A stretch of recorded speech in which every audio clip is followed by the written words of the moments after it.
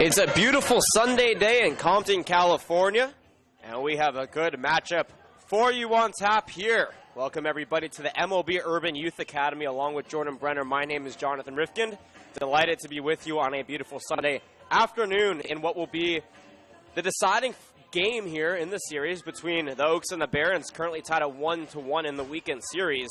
The Barons won Friday's game number 1, 5-2. The Oaks won yesterday in 11 innings, 8-7. Today, both these teams will be looking to win the series. Jordan Brenner, as we bring you in, yesterday game saw a lot of offense. Friday's game, was a little bit more of a pitcher's duel. What do we expect here today? I think we're going to see more offense today. I think the weather's nice, the wind continues to blow out, and the Oaks are heating up along with the weather. We saw Brandon Lewis have his first really big, impactful game of the season. But if the Oaks can get 5 decent innings and then turn the ball over to their late relievers like Angus Denton, I think they're going to be in really good shape. I think that's a major strength of this team, even before they get all their players in next week.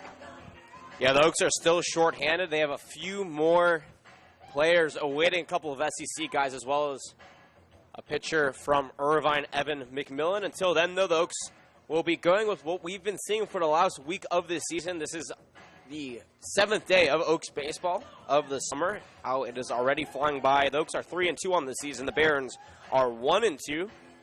The Oaks have a 1-0 record outside of the CCL, and they split their games otherwise.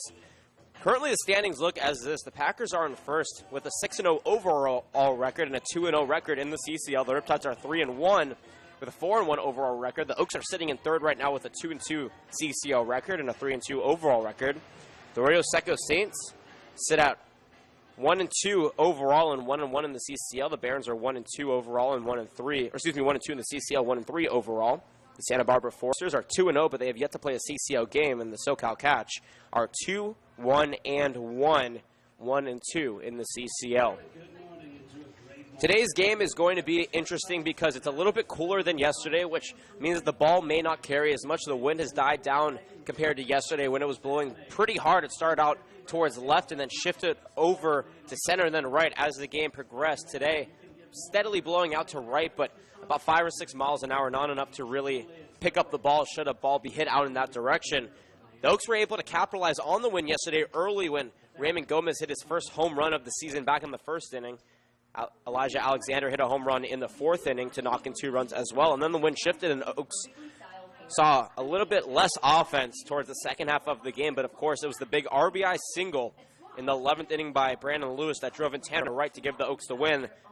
The save went to John Vergara, who struck out all 3 batters in the 11th inning to complete the save for the Oaks. The Oaks will look to capitalize today on a pretty interesting game. They were actually down 7-5.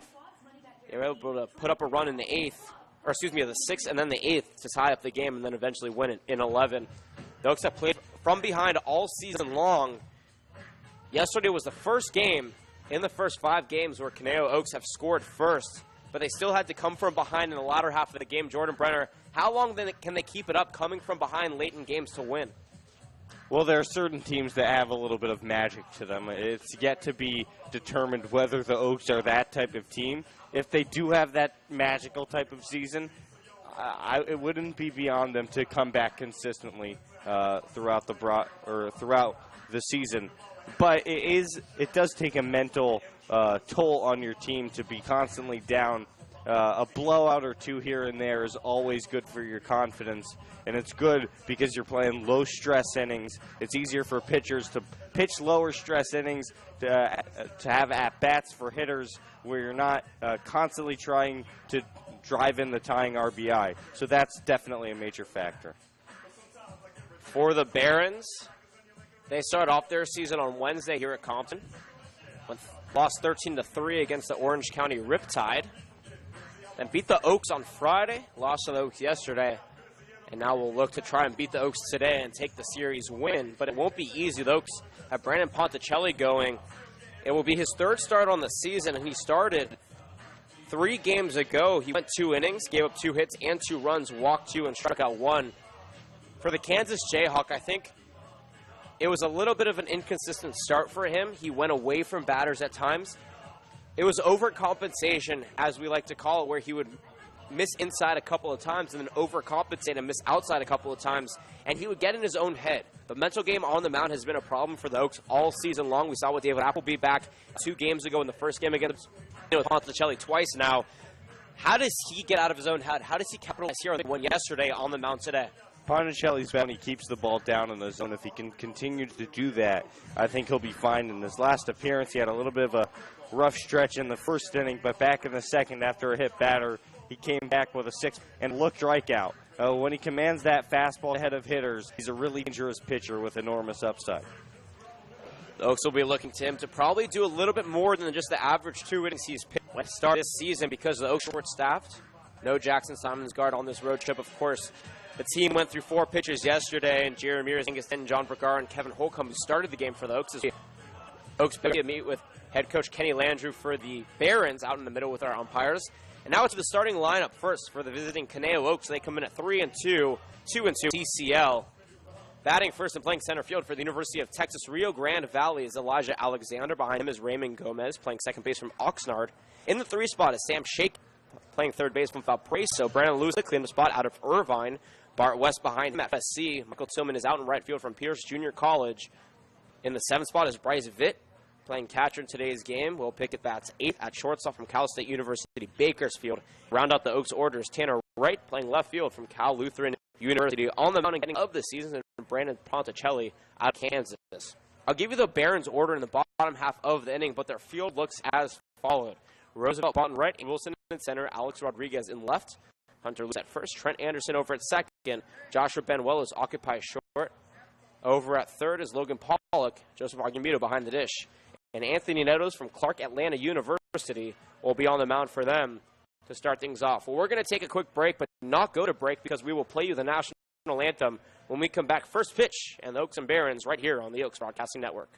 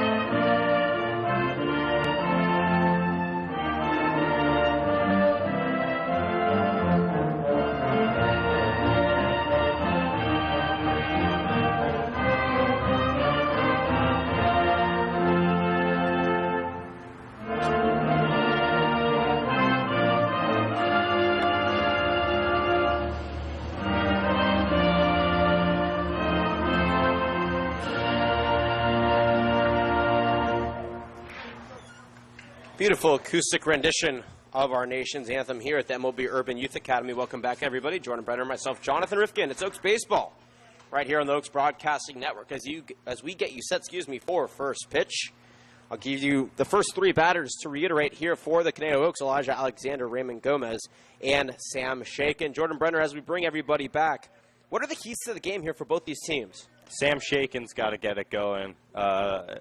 We saw how effective Brandon Lewis could be when there are runners on, and Shaken, it plays just such a vital role on the team. A lot of responsibility comes with hitting in front of Brandon Lewis, so even if you're slumping, you have to find a way to get ahead of that bats, maybe draw a walk or two to get on in front of him. Another key, Bart West is back in the lineup. He didn't play yesterday.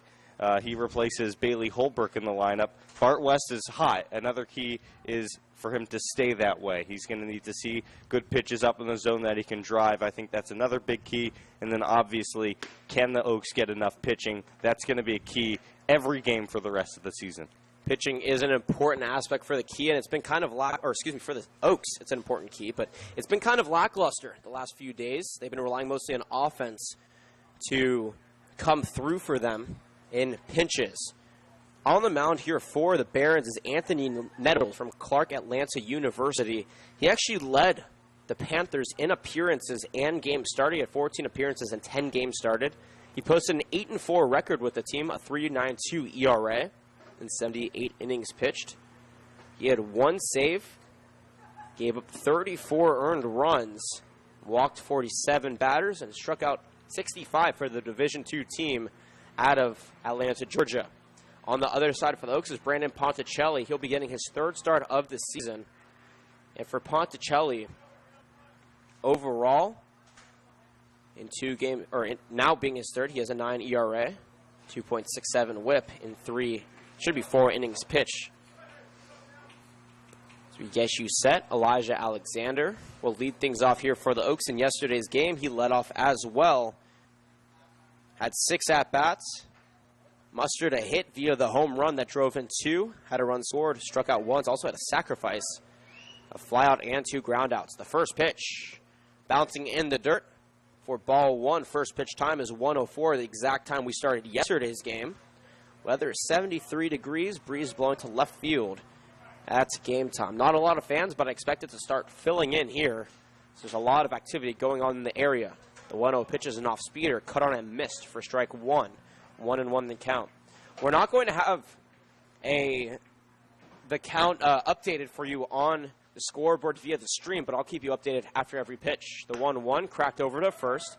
Lewis mishandles it. Over, though, is Nettles, and he makes the play for out number 1. A good recovery there by the first baseman. A good heads-up play by the pitcher. And we have 1 out up on the board here to begin the ball game. That'll bring up Raymond Gomez. And for those who remember, we'll flash you back to the first inning of yesterday's game where he launched one off of the left field wall.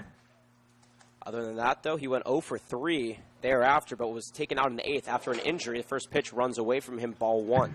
Now hitting number 4, the second baseman, Ramon Gomez. Raymond Gomez from Oxnard College. Takes a couple of practice shoulders to bat. The 1-0 from Nettles. Runs low, 2-0 the count. The Oaks are looking to get off to another early start. They were able to score first in yesterday's game. For the first time all season, they were the first team to score in the ball game. The 2-0 paints the outside corner for strike 1. 2-1 the count. Looks like they're painting Gomez away, away, away. Yesterday they made a mistake against him up in the zone, and he took him deep for it.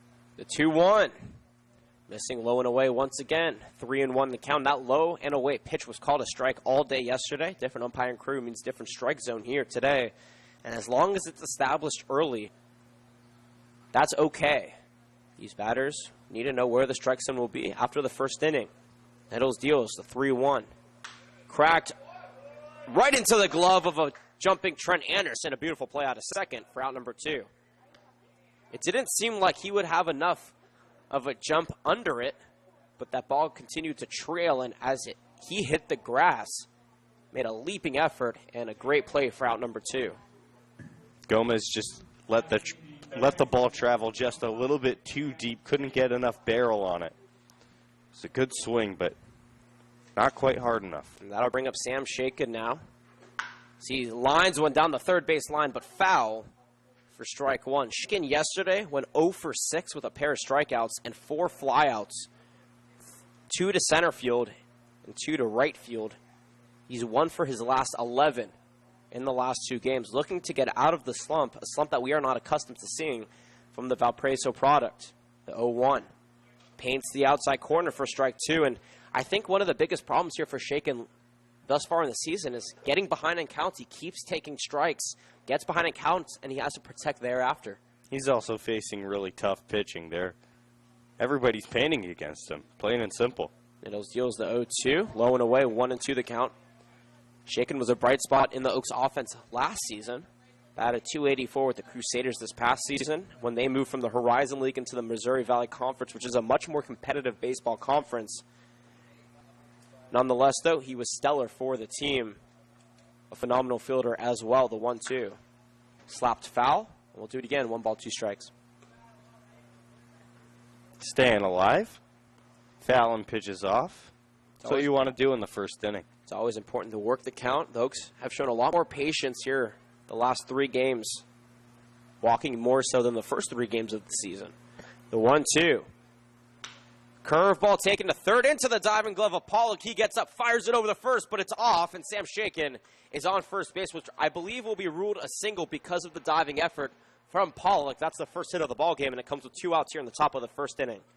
That's a big hit for Sam Shakin right there. Good to get the game off on a positive note, especially after getting down 0-2. Good effort by Pollock over at third base, but clearly a hit on that play. And Logan Pollock had 2 incredible defensive plays yesterday at the third base spot. So it wasn't a surprise that he was at least able to make that catch, but coming up a little bit quick and throwing a little bit too far across his body. Nonetheless, though, a great spot there for him as Brandon Lewis digs in and takes the first pitch in the dirt. Joseph Argumedo behind the dish. Joe's able to stop it, and Shakin stays put at first base, 1-0 the count. Lewis out of Pierce Junior College will be headed to UC Irvine in the fall, and his junior college coach, Bill Pickett, is actually in the crowd today. As Nettles checks the runner over at first, nothing doing though. 1-0 remains the count. Bill Pickett's the head coach of Oaks shortstop in today's game, Will Pickett's. Coaches one of the more prestigious baseball programs in junior college. The 1-0, slapped foul, 1-1 the count. And how about Nettles?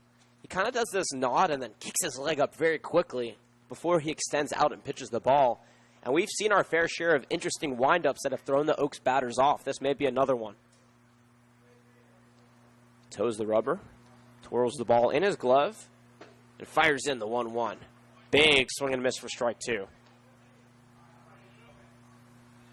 Brandon Lewis in yesterday's game had the game-winning RBI single, or the eventual game-winning RBI single in the 11th. He's also hit by a pitch and had a single in the 7th. 2 groundouts and a strikeout as well, completing a 2-for-6 day. Conversation between the umpire and Joseph Argumedo behind the plate. Brandon Lewis chiming in also. I wonder what the confusion is. The meeting breaks. Sam Shakin takes a step and a half off. They're saying it may have, or Lewis was arguing that it chipped him, but nonetheless a 1-2 count. Another pickoff attempt, but it's not like Nettles is actually trying to pick off Shakin because he's kind of lobbing that ball over to first. Shakin's not even taking much of a lead, and may be a way to get Lewis off balance here. The 1-2. Cracked into left field, and that's going to drop into the corner for extra bases. Rounding second and going to third is Shakin. Wilson is going to hold him up there, and Brandon Lewis is able to stand on second base with a 2-out double. The Oaks now have 2 runners in scoring position, 2 away here at the top of the first base. Excuse me, the top of the first inning. And Bart West, the USC product, itching to get a couple of RBIs here for the Oaks. Almost an identical swing to the game-winning RBI yesterday. Lewis is definitely heating up. Caught an elevated off-speed pitch and lined it down the left field line, no problem. Bart West checks in. He had a day off yesterday after having a phenomenal game before that where he went 2 for 3. The first pitch to him, skied foul out of play, strike 1. No runs, 2 hits here for the Oaks in the top of the first inning.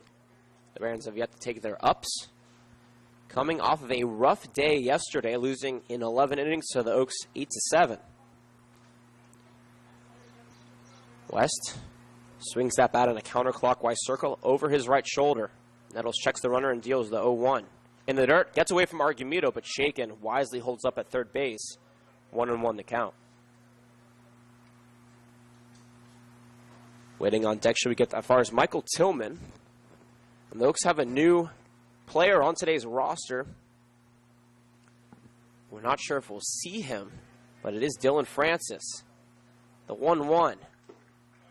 Foul tipped back into the glove of Argumedo for strike 2, 1-2 the count. Dylan Francis, for those who remember, was on the Halos, last year. The last time the Oaks saw them, which was the final game against the Ventura Halos, the Halos dropped the CCL this season. He went 8 innings and struck out 11 batters, ended up getting the win. The Oaks are happy to have him this season. The 1-2 misses low, 2-2 the count. The Oaks have another former Ventura Halo in Michael Tillman, who's waiting on deck. He and Francis making the trek from Ventura to Thousand Oaks to be on the same team this summer once again. 2-2 pitch. Bart West thought about it, wisely held back.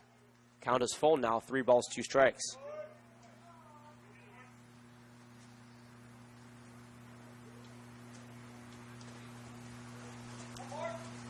West taking his time. Nettles as well on the mound, toes the rubber, takes a sign from Argumedo. Finally gets a call he likes as he comes set, checks the runner at second, and fires the payoff pitch. Taken at the knees, called strike 3.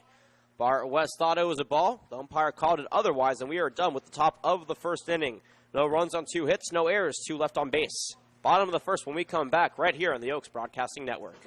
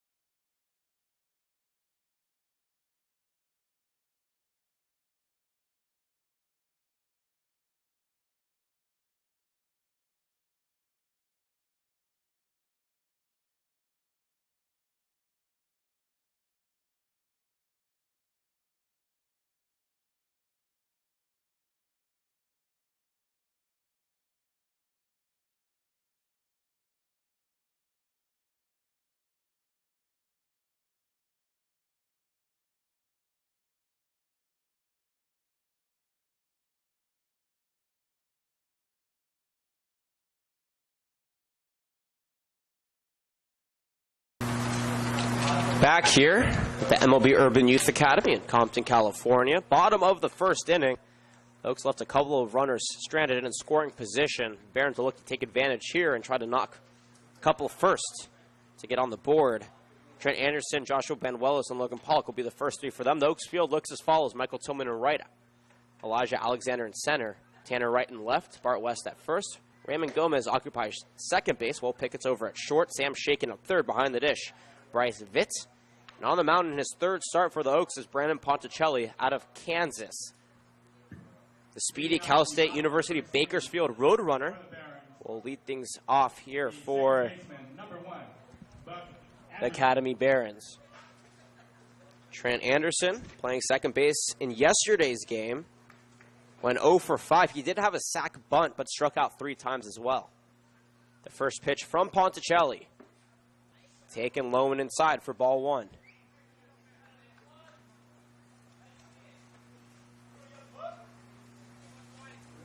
Ponticelli at the Jayhawk deals the 1-0. Cracked over to second and into the center field for a single. Trent Anderson gets the Barons offense rolling here early with a single to lead things off in the bottom of the first inning. And he's been pretty good, even though he went 0 for 5 yesterday. In the first game on Friday, he went 0 for 3, but he walked twice and had 2 runs scored. So it's not like he's not been productive so far for the Barons in this weekend series. Runner on first. Nobody away. As the first pitch comes into Joshua Banuelos and gets away from the catcher Vitt. He recovers it fine, though, as the runner stays put for ball 1.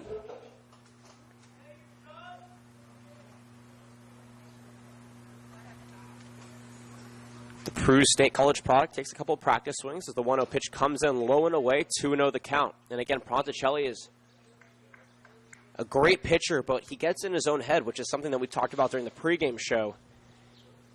Allowed a leadoff runner on, and now he may try to pitch away from Banuelos. 2-0. Drops low, 3-0 the count. This is what happened to Ponticelli in his start earlier this season.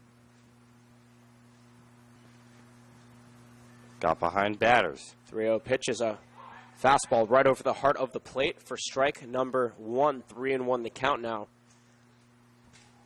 And if the Barons score first, it'll be hard for the Oaks because they've had to play from behind all season long. They had to play from behind yesterday. 3-1, runner goes, swing and a miss. The throw is not in time, and Trent Anderson is on second with a stolen base, but the count is now 3-2 up on the board. Anderson is speedy out there on the base paths. Did not have a stolen base on Friday or yesterday, but had one on Wednesday against the Orange County Riptide.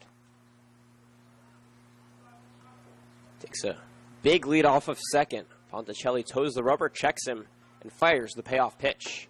Swung on and missed. Banuelos goes down swinging for out number 1 here. The first strikeout on the game for Ponticelli. And that's a good sign. Coming down from 3-0, pitching 3 consecutive strikes, and got himself an out. Number 18, Logan Pollock. That'll bring up Logan Pollock now. Good job from Ponticelli fighting back. Pollock, the Michigan Wolverine, as Ponticelli steps off, digging in here. In yesterday's game, in the 3 spot as well, went 2 for 5. Pair of singles, 2 RBIs, pair of flyouts, and a strikeout. Ponticelli toes the rubber, checks the runner at second, and fires in the first pitch upstairs for ball 1.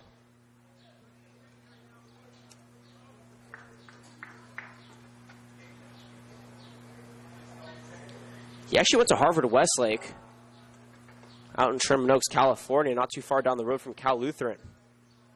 The 1-0. Breaking pitch, hitting the zone for strike 1.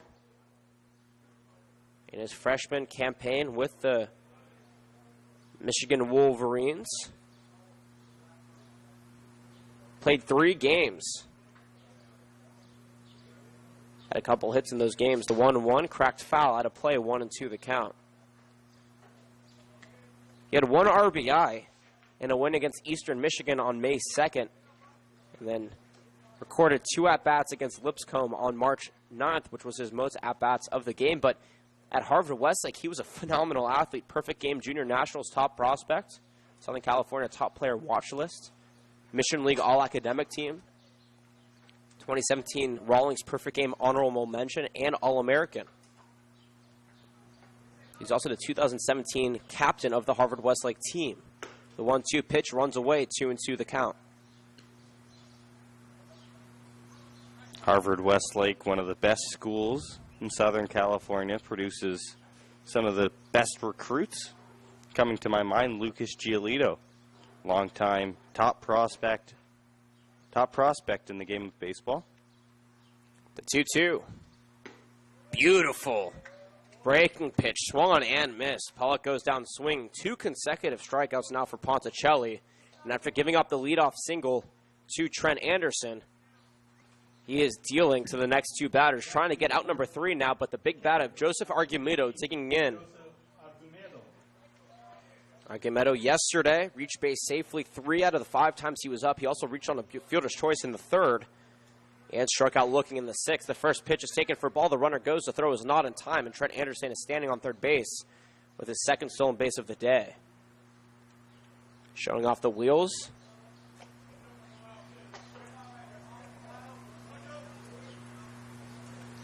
1-0 the count to Archimeda.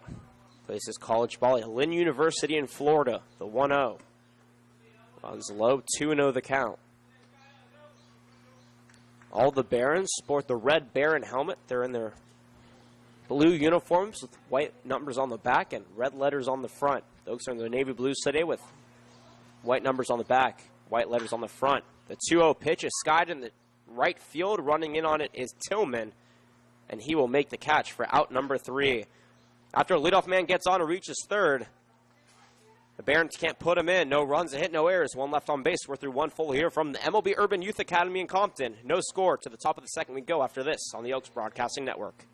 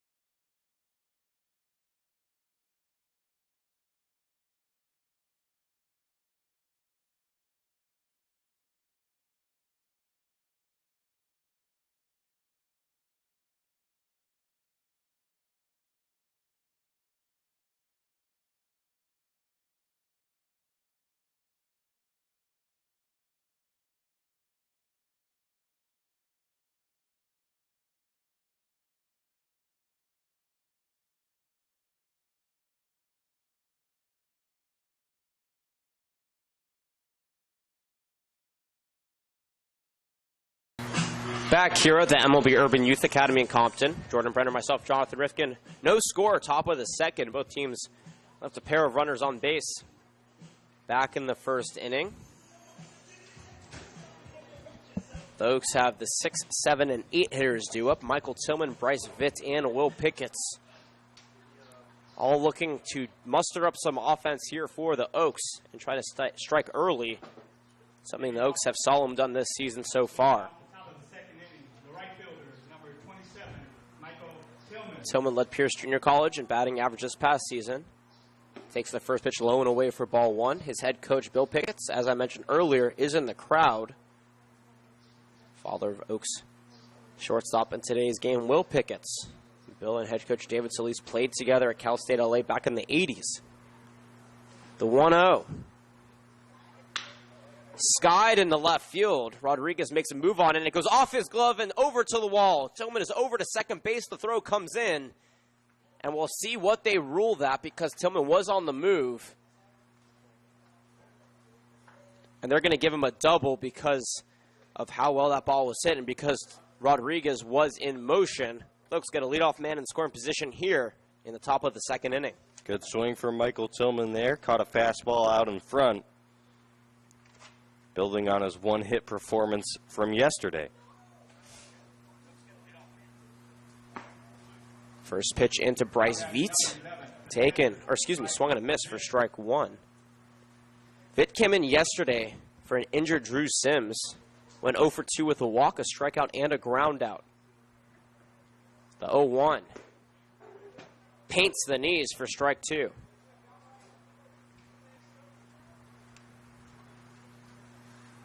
On the season for Vitt, batting .200, has 1 hit in 5 appearances. Nettles checks the runner, deals the 0-2, skied down the first base side, but foul out of play. We'll do it again, no balls and 2 strikes. Bryce Vitt's only job here is to get the runner over. Can't strike out, can't hit a ball in the air to the left side. Michael Tillman needs to be standing on third base after he hits. Tillman takes a comfortable lead. Nettles checks him and deals the 0-2. Skied out of play, same spot as the last foul ball. And we'll do it again. And that's what Vid is thinking. He's swinging towards right field, an inside-out swing. That's the correct way to think. Now it's up to execution. And you see these teams practice it in batting practice, going opposite field because of situations like this. The 0-2 pitch is a breaking ball that runs upstairs, 1-2 the count. No runs, 3 hits for the Oaks. No runs, a hit for the Barons here in the top of the second. No errors on either side. Though errors have been an Achilles heel for the Barons, they have 5 errors in the last 2 games. The 1-2. Cracked over to short. Tillman jumps over it, fielded by Banuelos. He'll fire it over to third, but I'm not exactly sure what the decision was from there. It hit off of the back of Tillman. Oh, when he jumped over to hit off of him, I thought He was nabbed, too, with a good throw. That was terrible base running from Tillman. He was lucky that Banuelos' throw hit off of his back. And now the Oaks have runners at the corners with nobody out. that is an unfortunate situation for the Barons. But for the Oaks, they have runners at the corners. We'll get an official score for you on how that will be put down in the book here in just a moment as Will Pickett digs in. He had a phenomenal day yesterday in his first start with the Oaks this season. Takes a first pitch strike. In the 8th spot, he reached base 4 the 5 times he was up. Did it almost every way imaginable. Reached on a fielder's choice, a 2 RBI double, an error, a walk, and then flew out in his final at-bat. His father, Bill Pickett's in the crowd. Probably a little sad that his son will no longer be playing at Pierce Junior College. He's headed to Cal State Bakersfield in the fall. Nettles, taking his time, shakes off a couple of pitches, now steps off for time. Wind blowing now out to left field, but no more than 6-mile-an-hour gusts. Not a lot to affect a baseball that's flown out there. Nettles, pickoff attempt over at first. Not in time, but very close. Diving back safely was Bryce Veet. The Oaks are playing with fire in this inning, getting away with it so far. And they're going to rule that an error, by the way, an E6. So 1 error on the board now. And that will not be hit as another pickoff attempt. Has Veet sliding back. So it'll go down as a fielder's choice error. A big thank you to the Barons staff for making sure that we are in the know. That will be a costly one here if the Oaks can capitalize. The 0-1 pitch drops low for ball 1. Playing at the MLB Urban Youth Academy in Compton. Pickett scored 2 runs in yesterday's game. Had a double as well. This is one of 6 MLB Urban Youth Academies across the country and in Puerto Rico as the 1-1 is dealt. Taken on the outside corner for strike 2. This was the first one opened in the United States, though, back in 2006. Houston, Cincinnati, Washington, D.C., and New York are the other states or cities with one as well, the 1-2. Half-hearted swing, the appeal down the first. They're saying he went around for strike 3, and Pickett strikes out for the first out of the second inning. Nettles chalks up his second strikeout of the ball game. Runner still at first and third for Tanner Wright. Batting in the 9th spot, the left fielder, number 1, Tanner Wright. Wright also had a pretty good game yesterday. Ended up going 3 for 5 with 2 RBIs, a run scored, a pair of singles, and a double. He has been really good for the Oaks here in the last couple of games. The first pitch to him, taken for strike 1 on the inside corner. He's batting .429 so far. 6 hits in 14 at-bats, 16 plate appearances.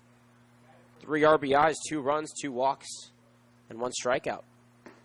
The 0-1 pitch is another fastball, this time on the outside corner for strike 2. See, this is where the Oaks' biggest problem lies. You see 2 good pitches in the zone. All you got to do is get the ball in play. And now you're down 0-2 with a chance to strike out. He skies one into right field. Barnes veers to his right. That should be enough to score. The runner to the throw comes in as the catch is made. But that'll be it as Michael Tillman is able to cross home plate on the sacrifice fly out by Tanner Wright. And the Oaks take a 1-0 lead here in the top of the second inning.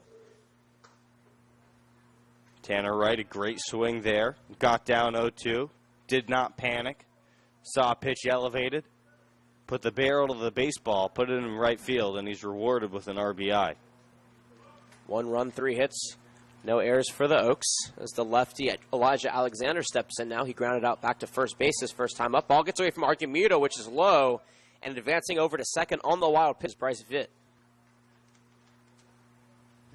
Argumedo, very good at getting his body in front of the ball, but that time there was too much topspin. Veered off to his right and allowed enough leeway to let Vitt reach second safely. Alexander batting 154 on the season with a home run. Slices the 1-0 pitch out of play. Very hard, but very foul. 1-1 the count. Other than Brandon Lewis, I think Elijah Alexander consistently hits the ball harder than anybody on the Oaks team. He certainly has some of the most raw power we see as he foul tips a 1-1 breaking pitch out of play. 1-2 the count.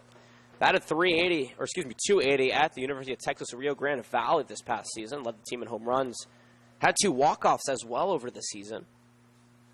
That was his first year with that team. He transferred after 2 years at Ventura Community College, where he lit up the baseball diamond for the Pirates. The 1-2 pitch is a grounder over to second. Anderson dives. The ball hits off of him, but he can't glove it as it veers away, allowing Alexander to reach first base on the infield single. Runners at the corners now and 2 away. The Oaks now with some small ball, which has been a combination of small ball and big outs that we have seen throughout the season. We've seen a total of 4 home runs so far, one by Shaken, one by Andrew Lucas, one by Elijah Alexander, and Sam Shaken as that pitch goes back to first base. Ramon Gomez.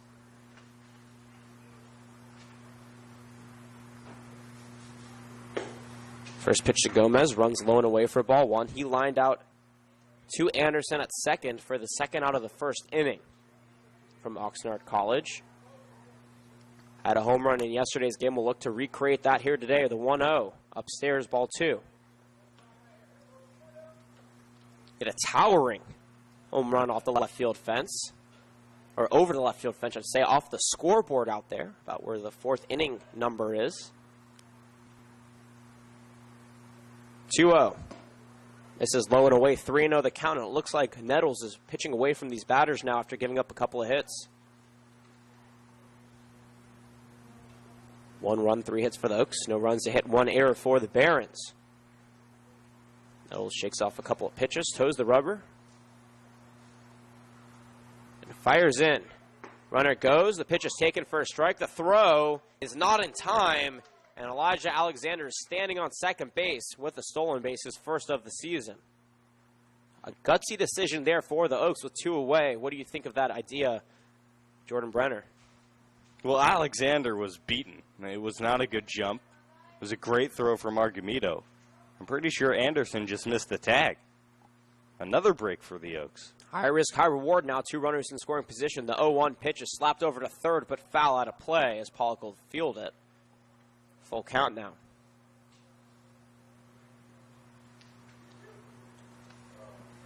Three balls, 2 strikes, 2 outs. 2 runners on. Gomez takes a couple of practice swings. The payoff pitch slapped foul off the screen, and we'll do it again. Sam Shaken waiting on deck should we get that far in the inning here on the top of the second.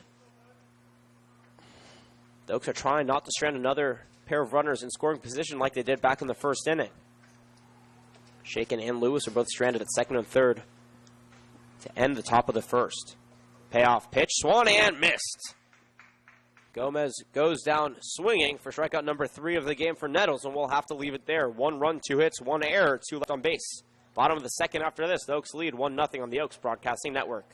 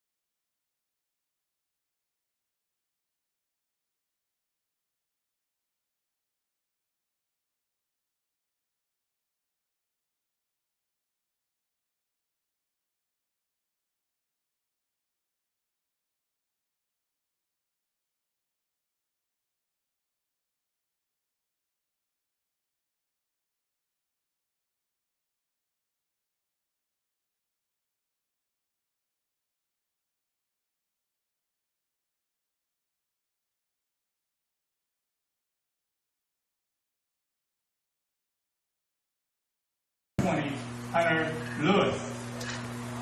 Hunter Lewis, Indiana State Sycamore, steps in here to lead off the bottom of the second inning. Welcome back, everybody. Jordan Brenner, myself, Jonathan Rifkind, Oaks Baseball, live streamed onto YouTube and KDTV. We hope you're enjoying your Sunday afternoon.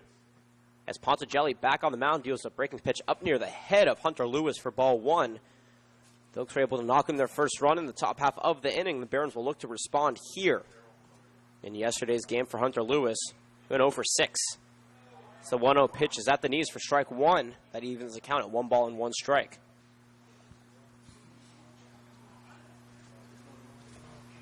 One run, 4 hits for the Oaks. No runs, 1 hit, 1 error for the Barons. That pitch misses for ball 2. 2-1 the count.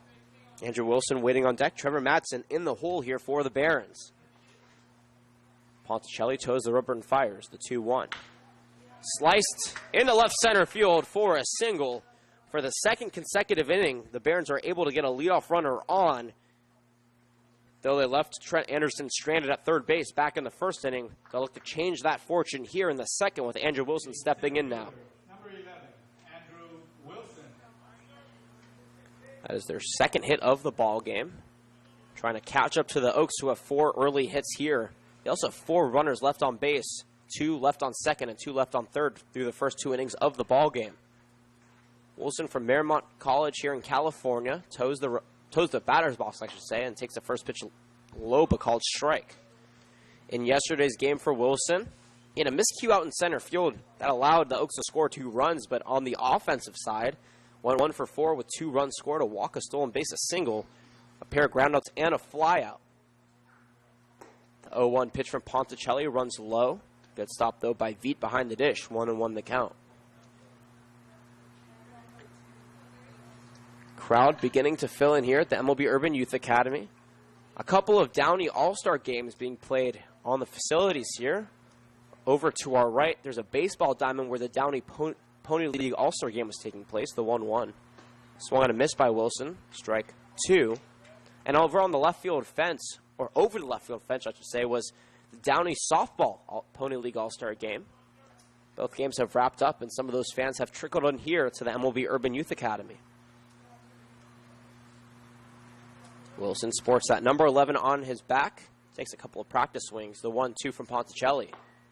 Foul tipped back into the glove for Bryce Veet for strike number 3. Third strikeout on the day for Ponticelli. And he looks a lot better in this start here, Brenner, than he did the first 2 times we've seen him this season. Yeah, still hanging a few curveballs, still missing on the fastball occasionally. But for the most part, he's been right on the money, getting the curveball down in the zone and locating the fastball in the corners. Trevor Matson steps in and takes a pitch right over the heart of the plate for strike 1. Ponticelli looks more composed. He looks more confident on the rubber. And that mindset is showing in his performance. He deals the 0-1. That pitch runs low and away. That evens the count. 1's across the board now. 1 ball, 1 strike, 1 away, and 1 on in a 1-0 ball game. Winner of today's game will take the weekend series, currently tied at 1-1. The 1-1 paints the outside corner for strike 2, and Ponticelli is once again ahead in the count. Trevor Matson plays his collegiate ball at Arcadia University in Pennsylvania, a Division II program, looking to hone in on his baseball skills here with the Barons. The 1-2. Cracked over the first. On one knee was West. He fires it over to second, and that'll be it. No relay from Shaken. A 3-6 fielder's choice puts 2 outs up on the board with the runner on first.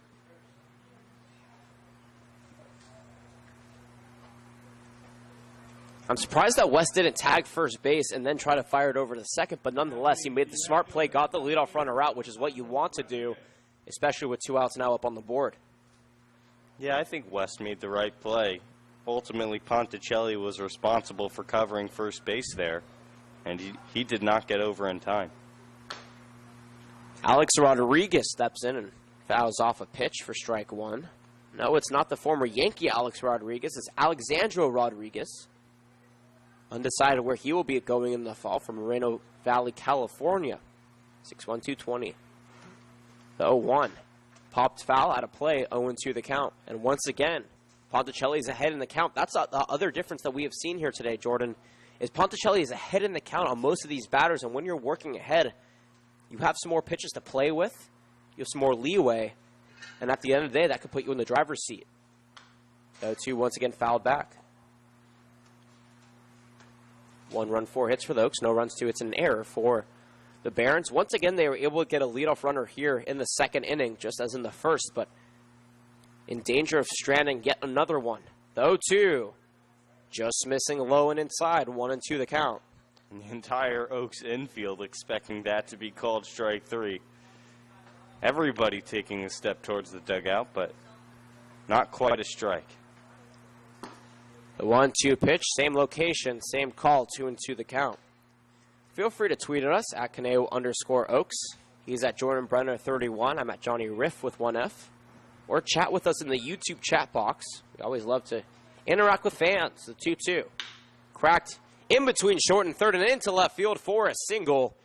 Alexander Rodriguez able to single here with 2 away. Runners on first and second now for Roosevelt Barnes in the number 9 spot in the lineup. That's the third hit given up on the day for Ponticelli. Rodriguez was hobbling the whole way over to first base. I don't know if he's got a problem with his hamstring or what, but there's a trainer going to check on him at first base. Yep. Head coach Canny Landro is probably going to call back into the dugout for a pinch runner as the trainer for the Barons jogs out over there. And this would be the 4th injury we've seen on the weekend. John Shanks went down yesterday for the Barons. Raymond Gomez went down for the Oaks, as well as Drew Sims. And there will be a pinch runner.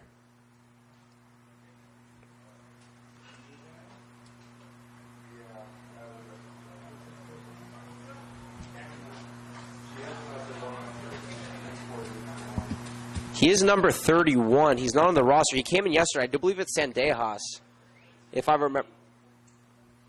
Oh, no, Cameron Dean. Not on the Barons roster, but now on first base as a pinch runner. First pitch, though, to Roosevelt Barnes is fouled back for strike 1. So Rodriguez's day is done after singling. And Cameron Dean, who was in the 8th spot yesterday, went 0 for 4 with a pair of RBIs and a sacrifice, is standing on first base. The 0-1 runs upstairs. That evens the count, 1 ball and 1 strike. So Dean will likely take the position out in the left where Rodriguez was playing in the top half of the inning. As Ponticelli deals the 1-1, swung and a miss for strike 2. A big waving swing. And Barnes missed all of that one.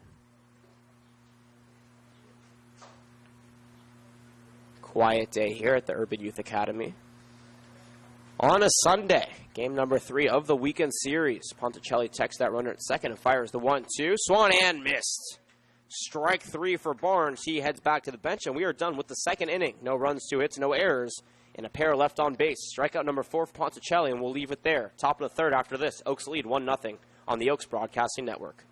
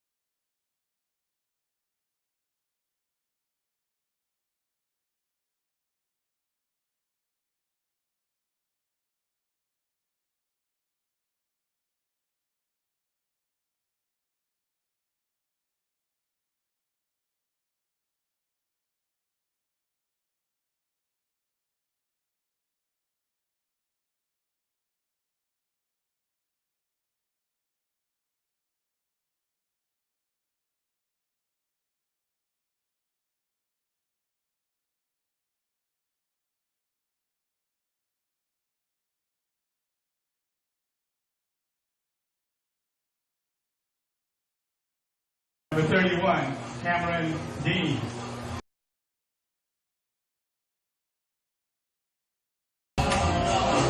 Back here, the MLB Urban Youth Academy. Top of the third inning, Oaks lead 1-0. And they'll look to capitalize here on the lead in the bottom of the third inning with the 3, 4, and 5 hitters due up. Cameron Deed does take left field, in place of Alex Rodriguez, who went out with an injury. The fourth injury we have seen in the last 2 days. Not something that anybody ever wants to see, and it's an unfortunate situation for both these teams. Luckily, so far, it seems like these injuries are only in the moment and are not long-lasting. As we get you set here for the top of the third inning. And Sam Shakin, he's 1 for 1 on the day after going 1 for his last 11. Trying to continue the streak here as the first pitch from Anthony Nettles bounces about a foot in front of the plate for for ball one. I'm glad it was not called strike one. That would be a wildly misinformed umpire. Got that right. Shakin from Chatsworth, California. Had a wonderful high school career as the 1-0 pitch bounces in the dirt once again, 2-0 the count. Took his talents to Valparaiso. Rocked the Horizon League his freshman season and his sophomore season. Struggled a little bit his junior season this past year in the Missouri Valley Conference, but by struggled, he still batted .280. Skies the 2-0 pitch out of play, 2-1 the count. Anthony Nettles is lined so far on the mound for the Barons. 3 strikeouts, 1 run. It was earned. 4 hits, no walks. Patience is there for the Oaks, but their aggression is higher as the 2-1 pitch has popped up above us in the press box and out of play, 2-2 the count. And I think that's a good sign. The Oaks don't necessarily need to walk to be productive. They need to be more aggressive because taking pitches has been their Achilles heel all season long, and head coach Lees has been pounding it into their minds. Stop taking strikes. Stop taking strikes. And that was a testament to the game they had on Friday where they struck out 16 times. The 2-2 pitch is going opposite field to right. Barnes runs up to it at the track and makes the catch for out number 1. Out number 1 here as Brandon Lewis steps in. He doubled back in the first inning but was stranded on second thereafter. The man on deck, Bart West, by the way, who struck out back in the first to end the first inning, has 10 strikeouts on the season, but he's only either hit safely or struck out. He has not hit for an out yet so far this season. That's stat by way of our statistician, Jacob Plack. Nettles deals the first pitch. A curveball taken at the knees for strike 1. Well done there by Nettles. The Oaks have had trouble hitting off-speed pitches, but they've been making contact, mostly for outs, though. The 0-1. And on the hands, but called ball, 1-1 the count. Already 4 runners left on base for the Oaks. All 4 were in scoring position. Jordan Brenner, how do you change that here as we get down into the game as the 1-1 pitches an off-speeder swung and a miss for strike 2? How do you change? How do you make sure that that doesn't happen with 4 runners left on base through 2 innings and both runners in both innings were in scoring position? What do the Oaks need to do to change their fortunes and get those runners in down the stretch? Again, like we've been saying, you got to stay ahead in counts. The 1-2 pitch runs low and away, 2-2 the count. They've been ahead in counts, but it's mostly been either a lackluster offense or a loud out in the outfield that has ended these innings for the Oaks. Nettles deals the 2-2. Lewis slowly chops it over to short. Ben Willis charges it, fires it over the first, and beats Lewis by a step for out number 2. 2 quick outs here, and the Oaks are in danger of being retired in short order for their first time all game long. They were the catalyst of 2 1-2-3 innings yesterday in the 5th and the 9th. And we'll look to make sure that doesn't happen here in the form of Bart West. He struck out looking back in the first inning. The USC product didn't play for the Trojans this past year to take a medical red shirt, but is a really good prospect. The 0-0 turns into 1-0 on a pitch low and away.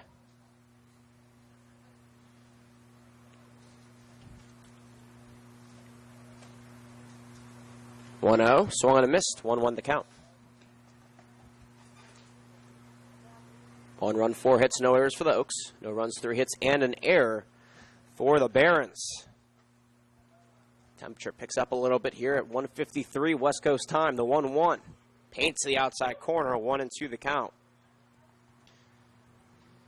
Here's the situation, nobody on, 2 outs, 2 strikes.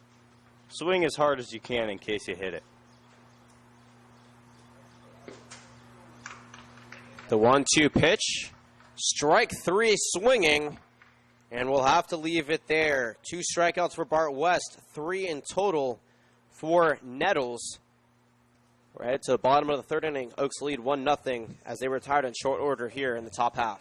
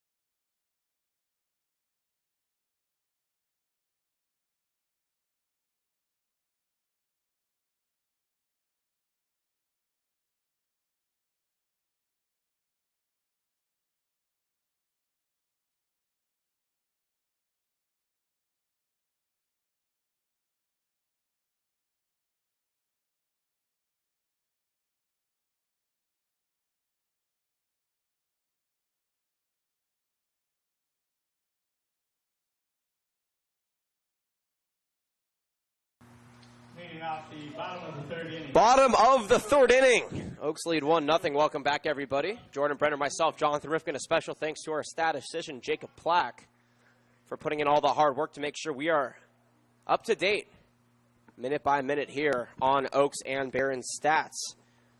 Top of the order here for the Barons. Trent Anderson leads things off and takes a first pitch ball by Brandon Ponticelli for ball 1. Anderson's 1 for 1 on the day, but was stranded on 3rd base after stealing 2nd and 3rd. The 1-0. Cut foul out of play, 1-1 the count. Ponticelli quietly striking out 4 hitters in 2 innings of work so far. Flash of the potential that he has. Deals the 1-1, skied into left field. Wright takes a couple of steps back and makes the catch for out number 1.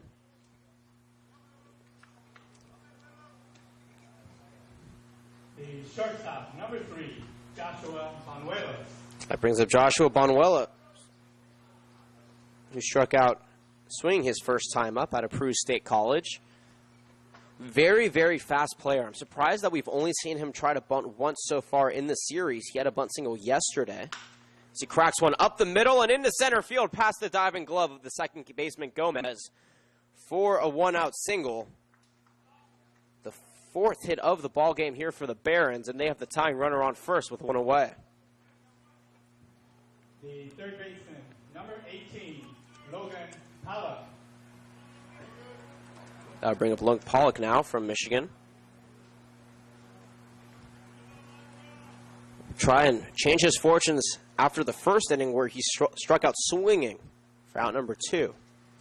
Ponticelli toes the rubber and fires the first pitch. Gets away from the catcher Bryce Veet, and that'll allow Anderson to Banuelos to reach second safely. He does have a lot of speed, so I would have been surprised had he not gone regardless. I actually thought that he was going to steal anyways. Now no need to on the wild pitch. It's a big out. Now Logan Pollock can advance Bonuelos to 3rd base. And then he can score on a sacrifice fly. 1-0 the count here to Pollock. Joseph Argumedo on deck here with 1 away. Double play situation now eliminated. The 1-0 pitch, though, swung and a missed for strike 1. And that's something that we didn't see for the first 2 starts for Ponticelli, forcing batters to swing and miss as Angus Denton strides over to the bullpen for the Oaks. With an early 1-0 lead, it looks like Head coach Sleeves will pull out all the stops to keep the lead as the 1-1 pitch paints the outside corner for strike 2. Denton, of course, went 3 innings yesterday, gave up a hit, but no runs, struck out 3. And Dylan Francis, who just joined the team today, is also in the bullpen.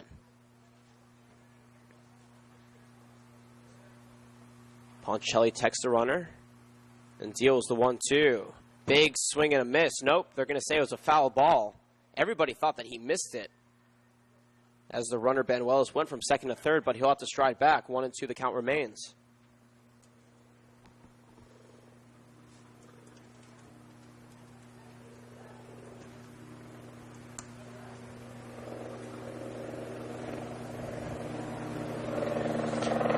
The big righty on the mound, toes the rubber, takes the sign. Pearson fires the 1-2. A curveball sliced over to left field. Right gives chase, but it'll go foul out of play. And we'll do it again for a third straight time at 1-2 strikes. That was about a foot to the left of the line. It was very close to being in play. Wright was very lucky that when he gave up chase, the wind didn't pick up and blow that ball back into play.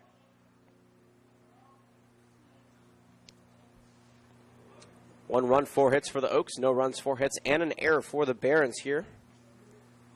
In the final inning of the first 3 here of the ball game.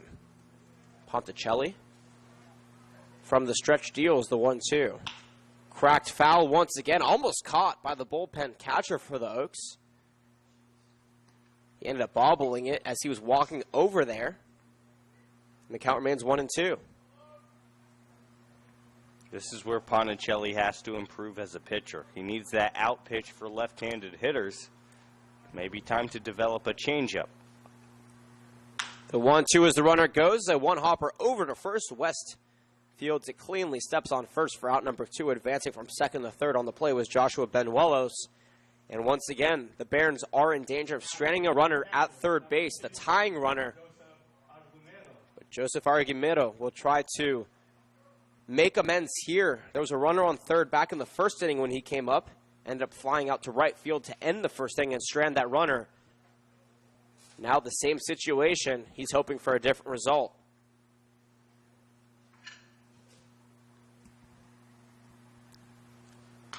First pitch, sliced foul, out of play, 0-1 the count.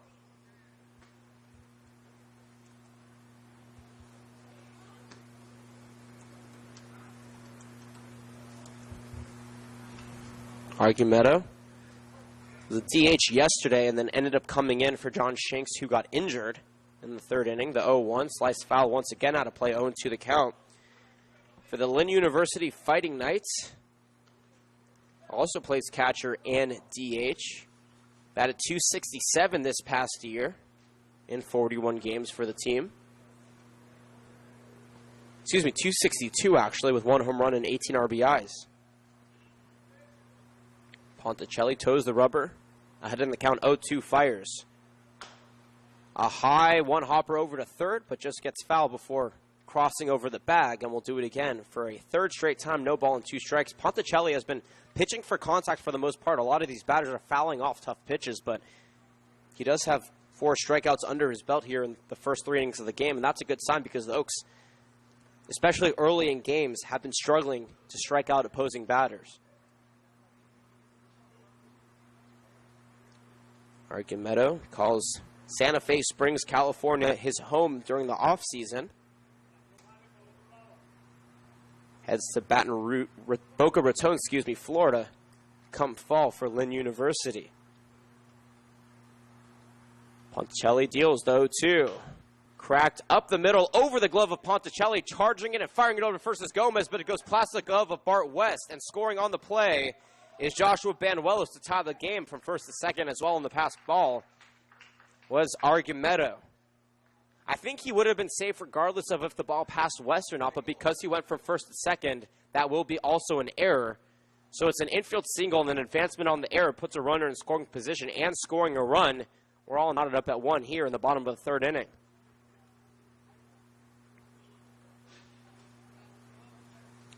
An E4 to go along with an RBI single. So if Argumedo does come around and score, that will still be an earned run because that was ruled a hit and then error.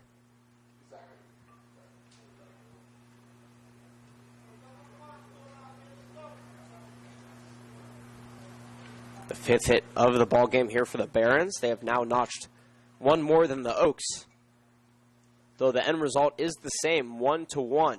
Both teams with one error now as well. Hunter Lewis digs in here, looking to capitalize. As the runner goes, the first pitch is called a strike. The throw is in time, but no tag attempt at third base by Sam Shaken, and that'll be a stolen base by Joseph Argumedo. He had a great jump. He ran even before Ponticelli was out of the stretch. Good understanding of Ponticelli's slow delivery. One pitch is taken low and away, but called strike. 0-2 the count to the Sycamore. Indiana State was put on the map by Larry Bird back in the 60s. One of the greatest players to come out of the state of Indiana, nonetheless, Indiana State. 0-2 pitch, cut back foul, and we'll do it again. From El Segundo, California, he actually went to El Camino City College right here at Compton, before transferring. Last season batted .267 for the Sycamores. The 0-2. Just missing outside, ball one. Quiet day here at the ballpark on this Sunday. I hope everybody's enjoying it. No matter how you're watching and where you're watching, we appreciate you making us a part of your Sunday afternoon plans. The 1-2. A curveball up and in, evens the count, 2 balls and 2 strikes. The Oaks will have a day off tomorrow before beginning a very long 11 games in 13-day stretch. That includes a trip up north to Healdsburg. The 2-2. Another curveball. Up at the letters. Full count now. 3 balls and 2 strikes. This is a long stretch. This will be the longest stretch of the season for the Oaks. There is a 2-day off period in between the Wednesday at home and the Friday when they head up to Healdsburg. That doesn't take away from the pain of the long road series. The 3-2 is a high chopper over to short. Pickett fires it over to first, but not in time. And that's an infield single and an RBI to score Argumedo. The Barons take a 2-1 lead here in the bottom of the 3rd inning. The Oaks just getting unlucky.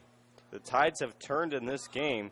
A couple choppers that the Barons have been hustling on. They've been rewarded, and they take a 2-1 lead because of it. That run was earned because Argumedo reached base via a hit. The 6th hit here for the Barons, and the second coming with 2 away.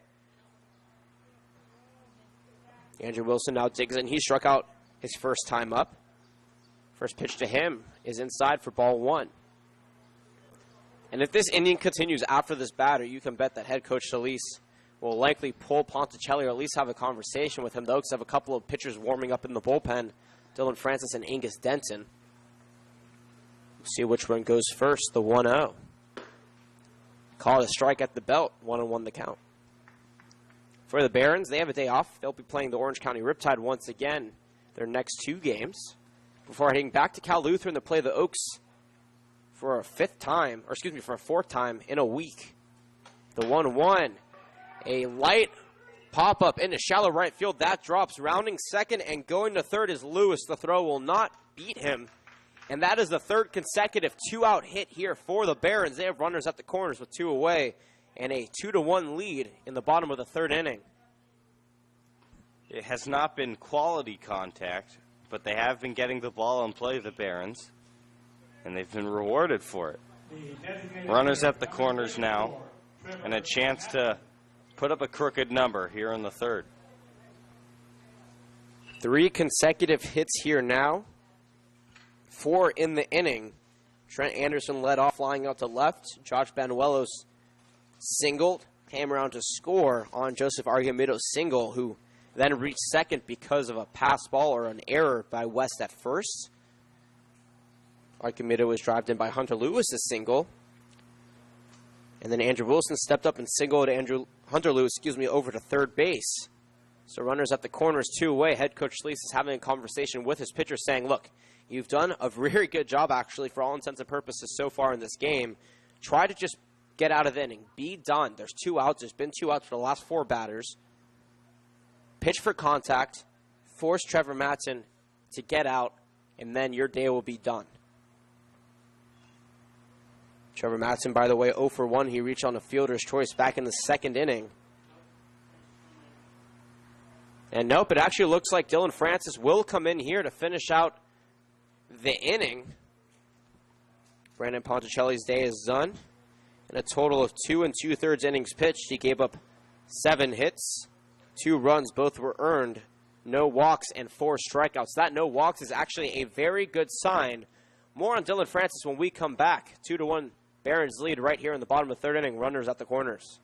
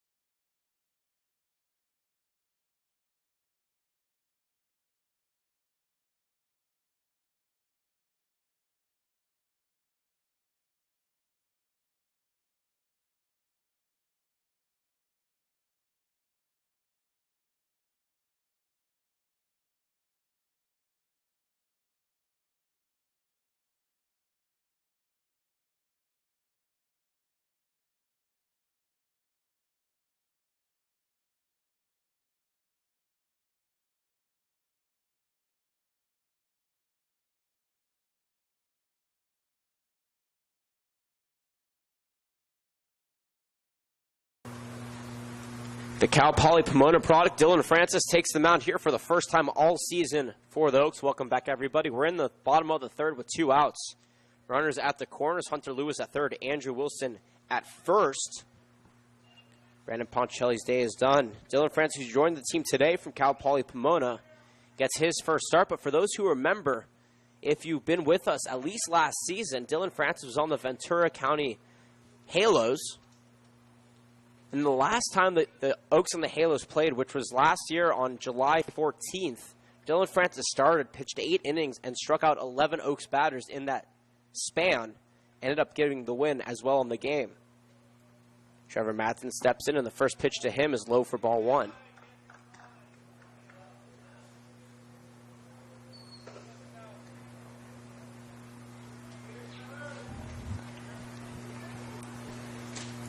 Francis toes the rubber, takes the sign, and fires the 1-0. In the dirt, good stop, though, by Avit behind the dish. 2-0 the count. For Dylan Francis, this past year at Cal Poly Pomona for the Mustangs, posted a 3.80 ERA, went 5-3 in the win-loss column, led the team with 71 innings pitched. He deals the 2-0, runner goes. Cracked in the left field, running over to his right, and that's going to drop for another RBI. Rounding second, going to 3rd on the play, as well as Wilson. Coming in the store is Lewis. And the Barons take a 3-1 lead. 4 consecutive 2-out singles have given them 3 runs and a comfortable 3-1 lead here early in the ballgame. You tip your cap to the Barons. The Oaks have seen their fair share of 2-out hits today, or this year. And the Barons clearly have that gene here today. Dylan Francis last year for the Halos. Posted a 2.81 ERA as the first pitch into Cameron Dean is taken for strike 1. He was a very good CCL pitcher last season. And he'll look to capitalize on that season in 2017 with an even better one here in 2018. The 0-1. In the dirt, Vit's able to backhand it for ball 1. By the way, that run was earned to Brandon Ponticelli. He goes down now with 3 earned runs on the game. And if that runner at 3rd in the form of Andrew Wilson comes in to score, he would have 4 earned runs to his name. The 1-1. Taken at the knees for strike 2.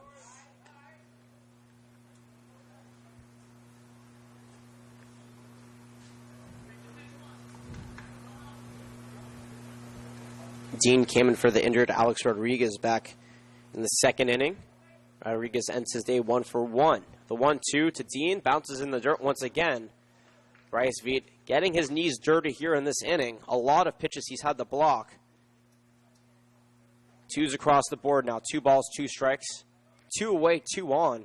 In a 2-run ball game. Barons lead 3-1. Francis toes the rubber. Extends the 2-2. Swung on and missed on a pitch in the dirt. It gets away from Vitt. But because there was a runner at first, no put-out play as well. 3 runs come around on 4 hits. 1 error and 2 left on base. Check that, 5 hits and 2 left on base. We're through 3 full here from the MLB Urban Youth Academy. The Oaks trail the Barons 3-1. We'll be right back after this on the Oaks Broadcasting Network.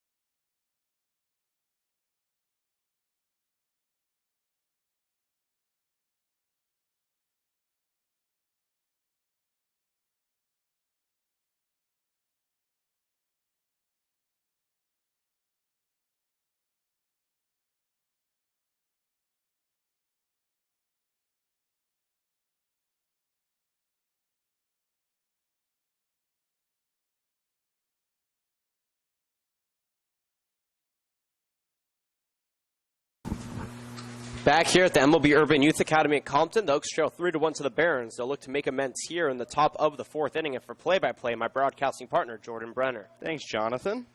Anthony Nettles toes the rubber, now steps off. Michael Tillman stepping in, 1 for 1 with a double to left field. Michael Tillman.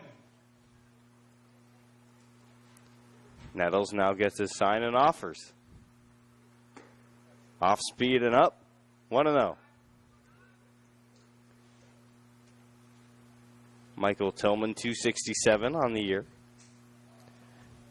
That number is as of before the game, so a little bit higher now as he takes the 1-0 pitch in the dirt, now 2-0.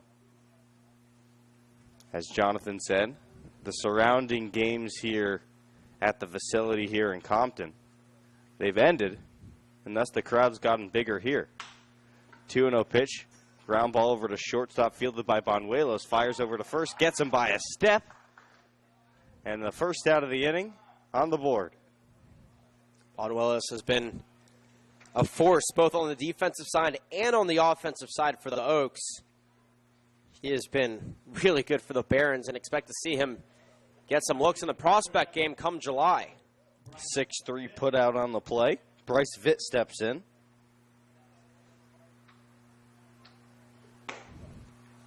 First pitch off the plate, 1-0.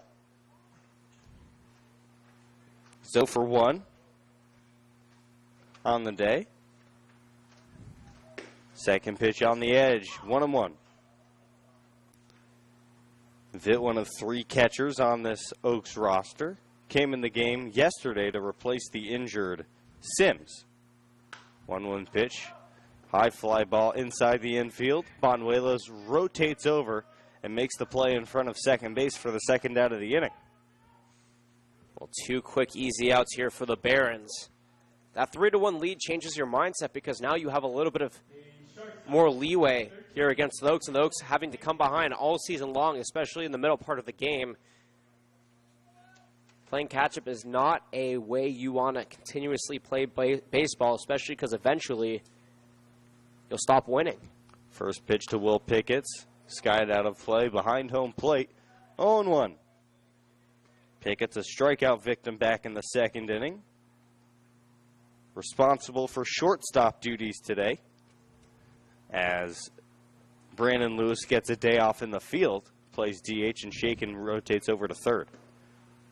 0-1 pitch is off speed, taken in the dirt, 1-1.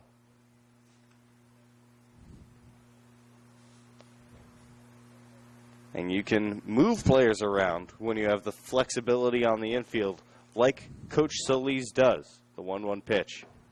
Off speed in the dirt. Pickett's out in front. He swings and misses. 1-2. Pickett's 0 for 1 today, and yesterday, as we mentioned, got on base in almost every way you can get on base. Single fielder's choice, error walk. Try to find his way onto first as well here. 1-2 pitch to Pickett's. Foul tipped out of play. We'll do 1-2 again. 1 run on 4 hits, an error for these. 3 runs on 8 hits, an error for the Barons. Nettles on the mound. Hand in his glove, ready to go. 1-2 pitch is on the edge, called strike 3. Pickett's goes down on strikes for the second time today. No runs, no hits, no errors, nobody left on. 3-1 Barons. We're through 3.5 here at MLB Urban Youth Academy. We'll be right back.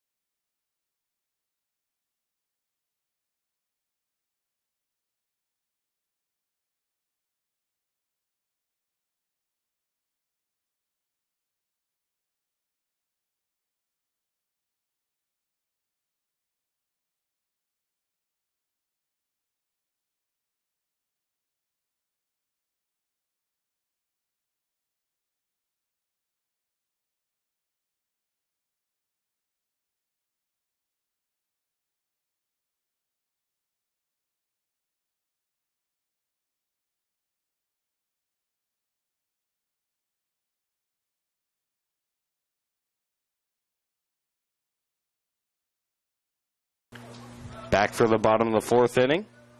Dylan Francis back on the hill for the Oaks, making his Oaks debut from Cal Poly Pomona. Roosevelt Barnes steps in, struck out back in the second. And a defensive change for the Oaks. Zach Kamenkaw coming in to replace Bryce Vitt at catcher. Francis gets his sign from Kamenkaw. Offers a fastball right by the swinging bat of Barnes, 0-1.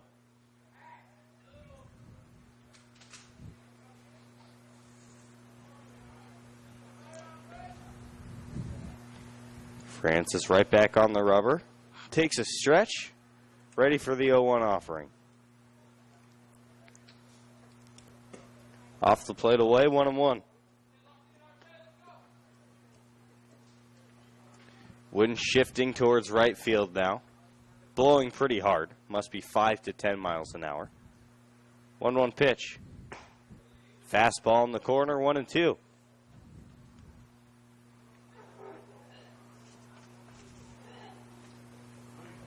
Barnes struck out twice yesterday. Already a victim today. 1-2 offering in the dirt, 2-2.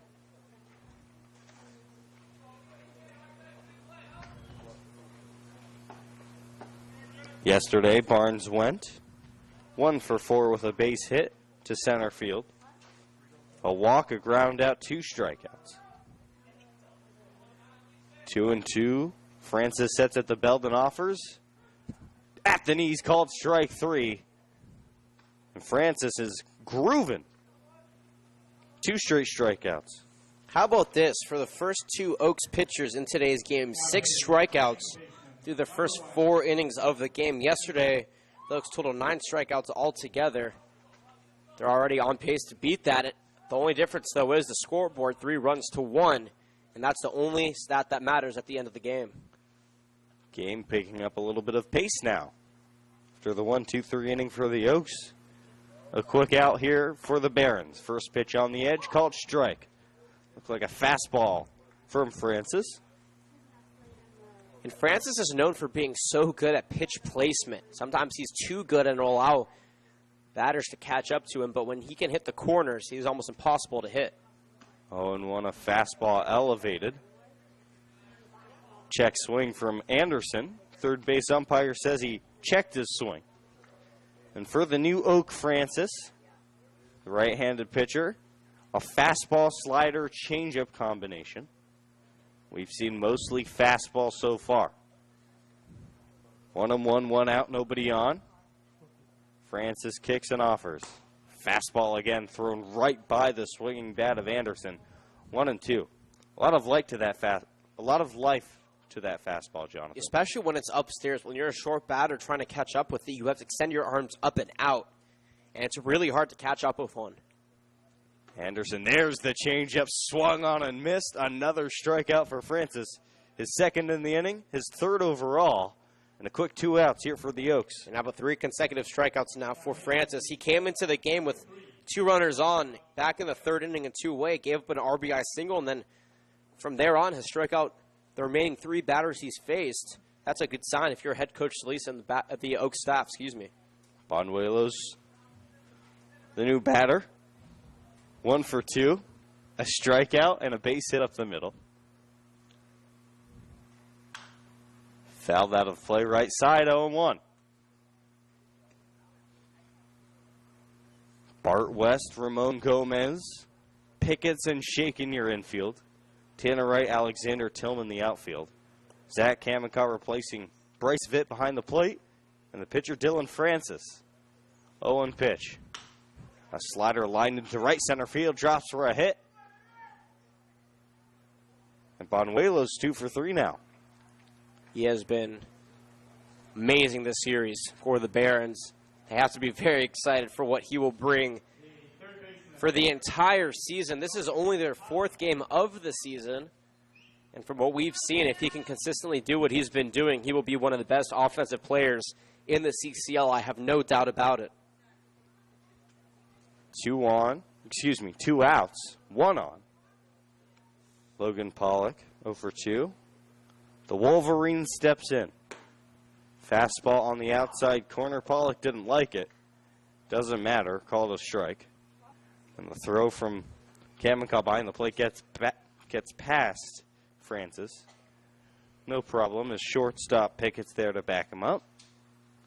0-1.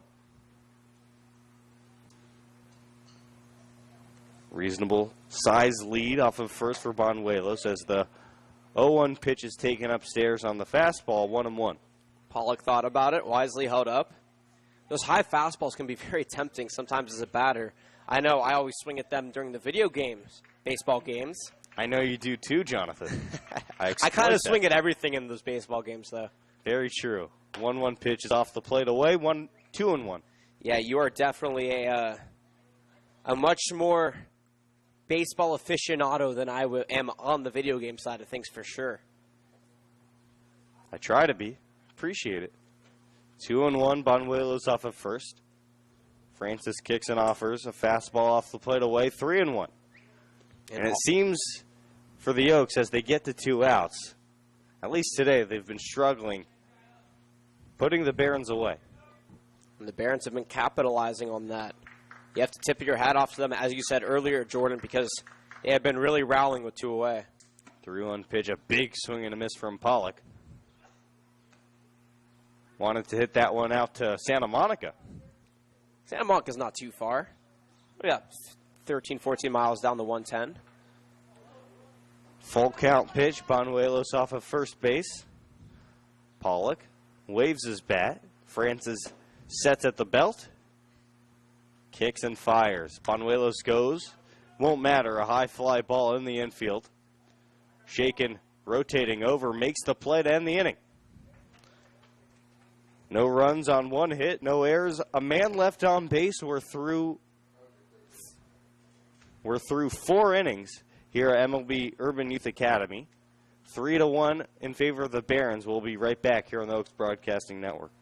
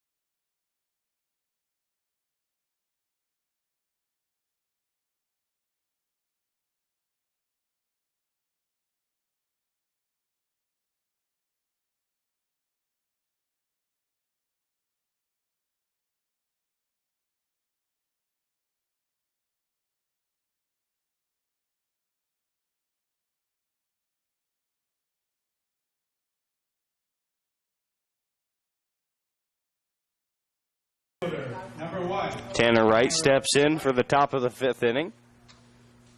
Sacrifice fly. Back in the 2nd inning. The Cal Lutheran outfielder. Anthony Nettles still on the mound for the Barons.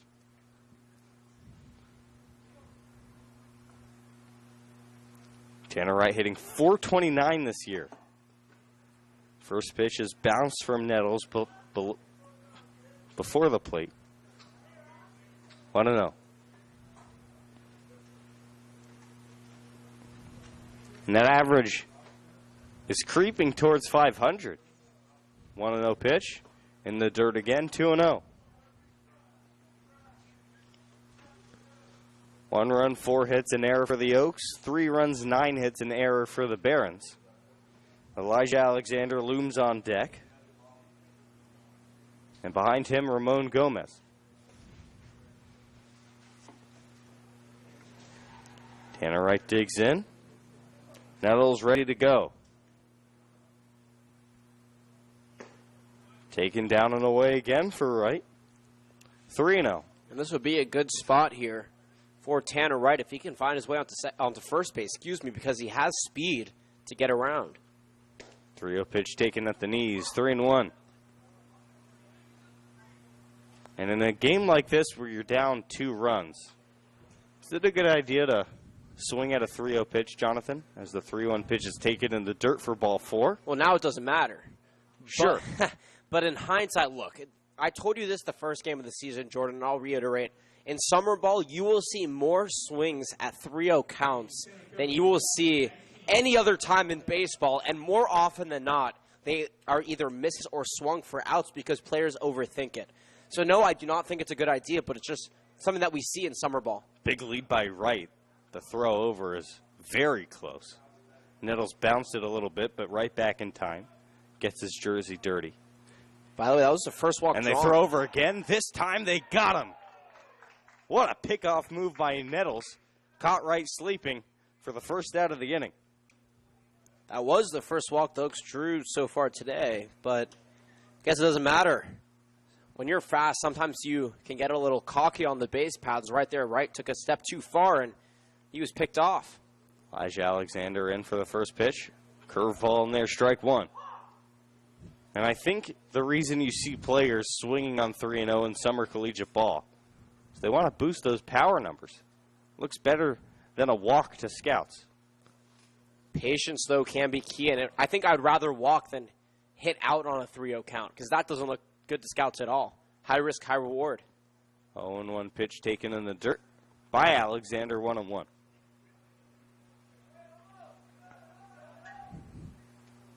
It's all about a balance. If you hit a 3-0 pitch for extra bases, suddenly you're a genius. If that ball is caught in the gap, it was a dumb decision. I think anything besides an extra base hit would be a bad decision on a 3-0 count. 1-1 offering. Taken upstairs and away, 2-1. The Oaks have had no base runners since the second inning. Tanner Wright was the first one, but he got picked off. After a very solid first 2 innings to start the game, the offense has been lackluster. 2-1 to Alexander. Curveball foul tipped back to the screen, 2-2. And this is where Alexander has struggled so far this year. Obviously the big home run yesterday. But when he gets the 2 strikes and the opposing pitcher buries an off-speed pitch, he has trouble getting to it. 2-2 pitch from Nettles, kicks and offers. Hung an off-speed pitch away, 3-2. Ramon Gomez on deck. Followed by Sam Shaken. 3-2 to Alexander, kicks and fires. Off-speed lifted into right field. And the right fielder, Barnes, misses the ball. No, it looks like he stumbled and still made the play. Wow, what a catch by Barnes. He laid fully out for that one and was able to somehow glove it as he gets a tip of the cap by Anthony Nettles, his pitcher. That was a phenomenal catch out there in right. It looked like he lost it, but nope, no bounce. An umpire at first base says, clean catch. That was an athletic play by Barnes in right field. So Ramon Gomez steps in. 2 outs in the inning, nobody on. Fastball away taken, 1-0. Gomez, a homer yesterday, 0 for 2 today. A line out to the second baseman. That looked like a hit, but it was caught, and then a strikeout. 1-0 pitch, ground ball over to shortstop Banuelos. Overhand over to first, in time to get him. No runs, no hits, no errors. Nobody left on base for the Oaks. We're through 4.5 innings here at MLB Youth Urban Academy. Scores 3-1. We'll be right back.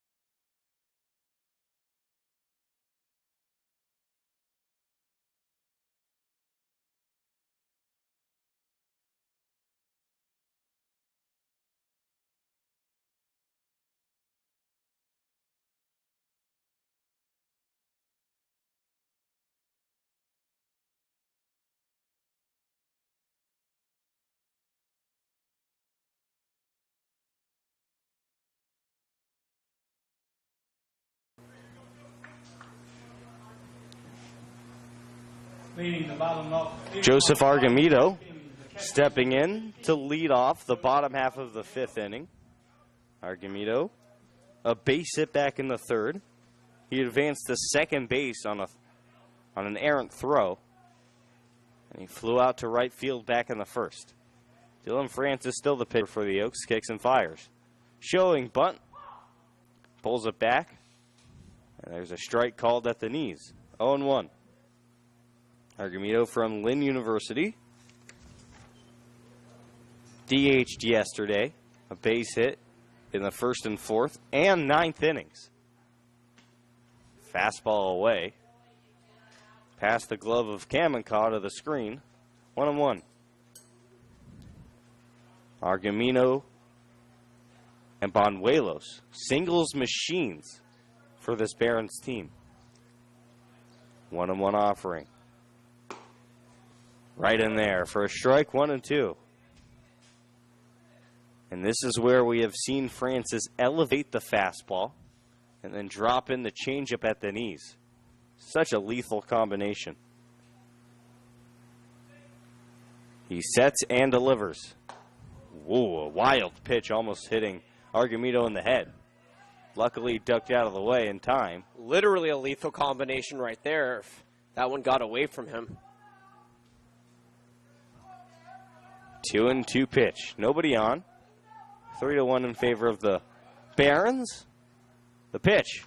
Fouled back to the screen. We'll do it again. 2-2. How about the Barons dugout? On a quiet day here at the ballpark, they are making a lot of noise, spurring their teammate on here with a 2-2 count. A deep breath from Francis. Gets his sign. And now the delivery. Lifted out to center field, no problem for Alexander. Takes a few steps back. And a cannon corn. 1 out away.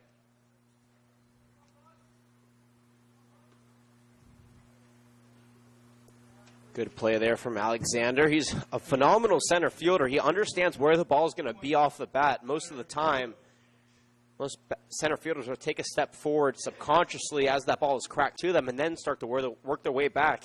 He's found a way to eliminate that from his fielding repertoire and then just veers towards the ball without moving in a different way. Hunter Lewis 2 for 2 with 2 base hits today. Takes a fastball in there again. 0-1. Francis doing a good job getting ahead of hitters. Locating that fastball on the corners.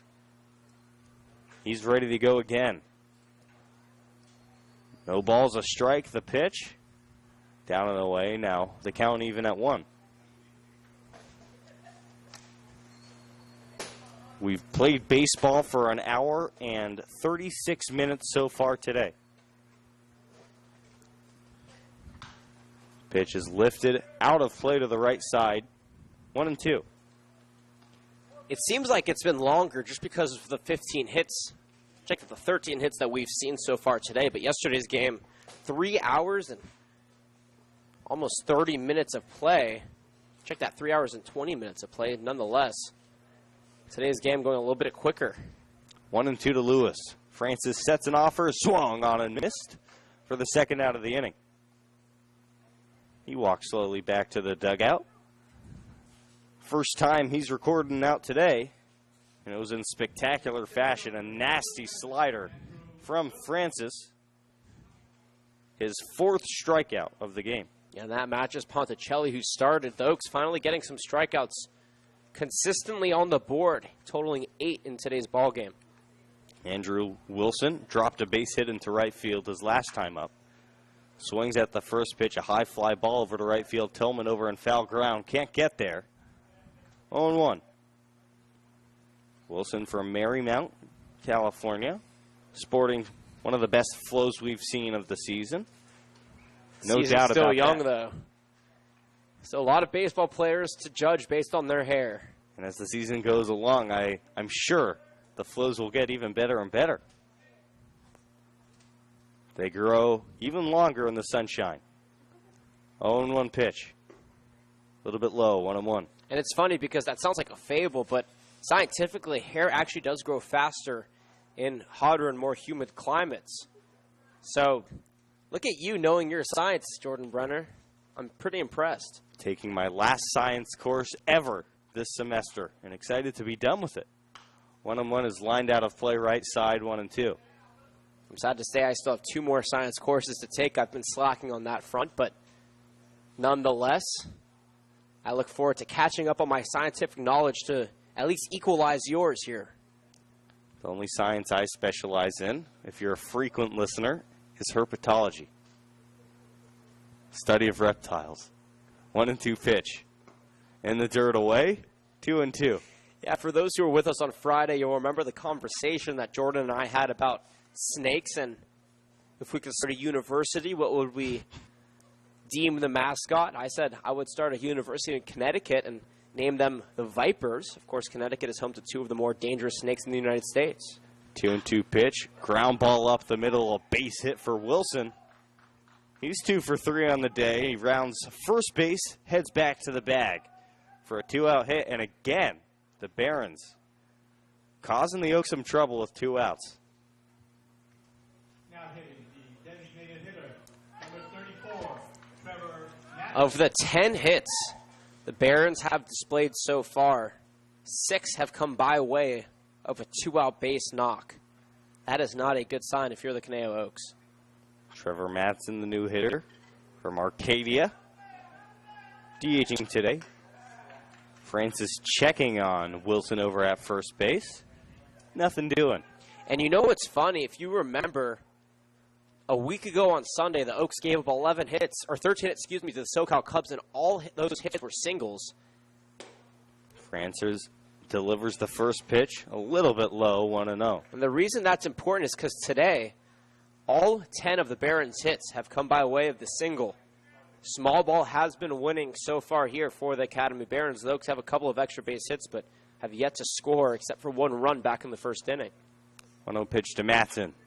Big swing and a miss, 1-1. Nice pitch there from the Cal Poly Pomona product. And like we said, when he can place that pitch, it doesn't matter how fast it is. It doesn't matter what kind of pitch it is. Good luck as a batter trying to put a barrel on it. Wind picking up out to right field.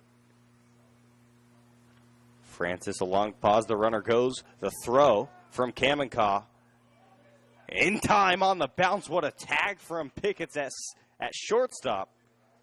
The Oaks get out of the inning. 3 in favor of the Barons. No runs. 1 hit. An error. Nobody left on base. We're through 5 full here at MLB Urban Youth Academy. We'll be right back here on the Oaks Broadcast Network.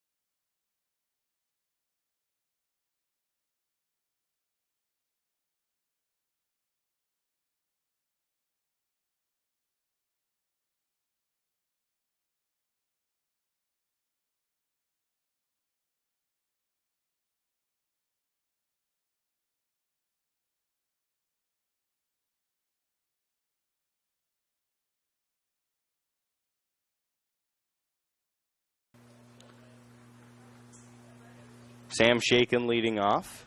Leading off Top of the 6th inning. number 25, Shaken is 1 for 2, but now he's facing a new pitcher. Gavin Strout, number 23, from Tulane University.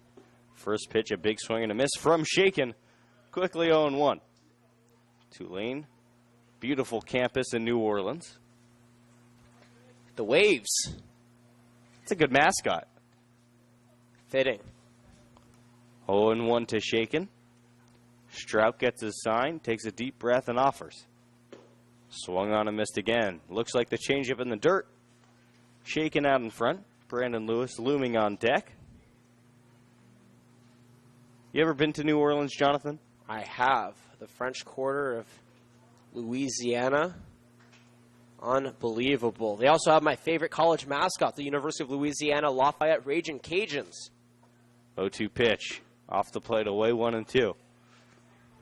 Louisiana, home to a lot of university with good mascots. The Tigers, the Waves, The UL Monroe Warhawks. the Warhawks.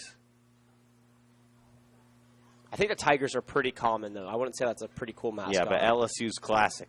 1-2 pitches taken away, 2-2. LSU, the loudest stadium for college football in the entire country. And you know who was deemed number 2? I do. The University of Oregon. Yes, sir.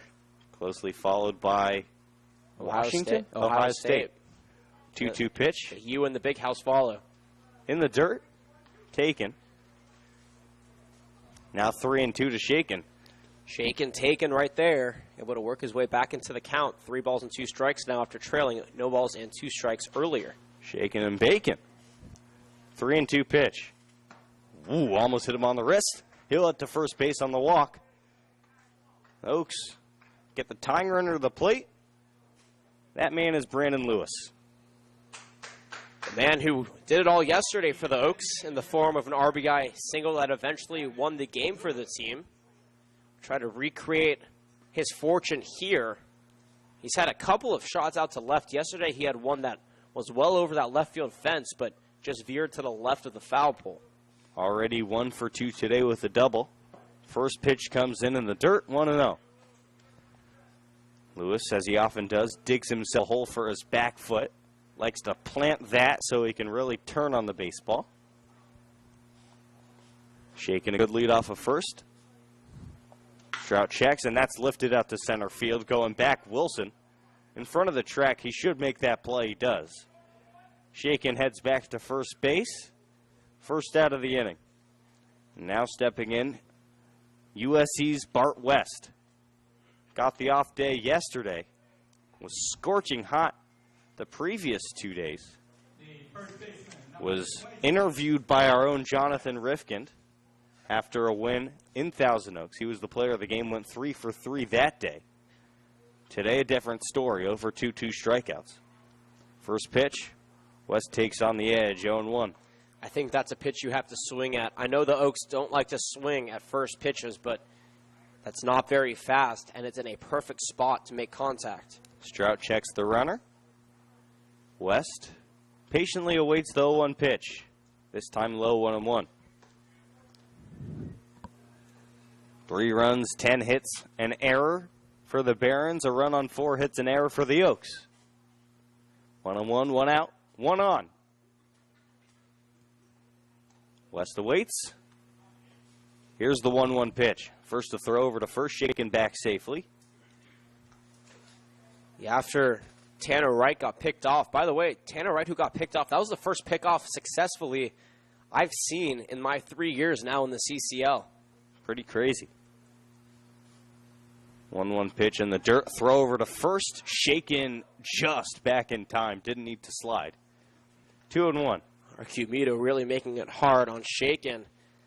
He has to keep his eyes up. Make sure that the pitcher doesn't pick him off or the catcher doesn't back pick him to get an out. 2-1 now to West. Gavin Strout shakes off a sign. Now agrees with his catcher. Here's the pitch. Away, 3-1. And West thought about it. Knew he would have been number 1 out ahead if he had lifted that bat off his shoulder. And the second reason he didn't go around is because he knew where the place of that ball was going to be, held back wisely. Now worked the count. 3-1 with Tillman on deck. First to throw over to check on Shaken again. He's back safely again.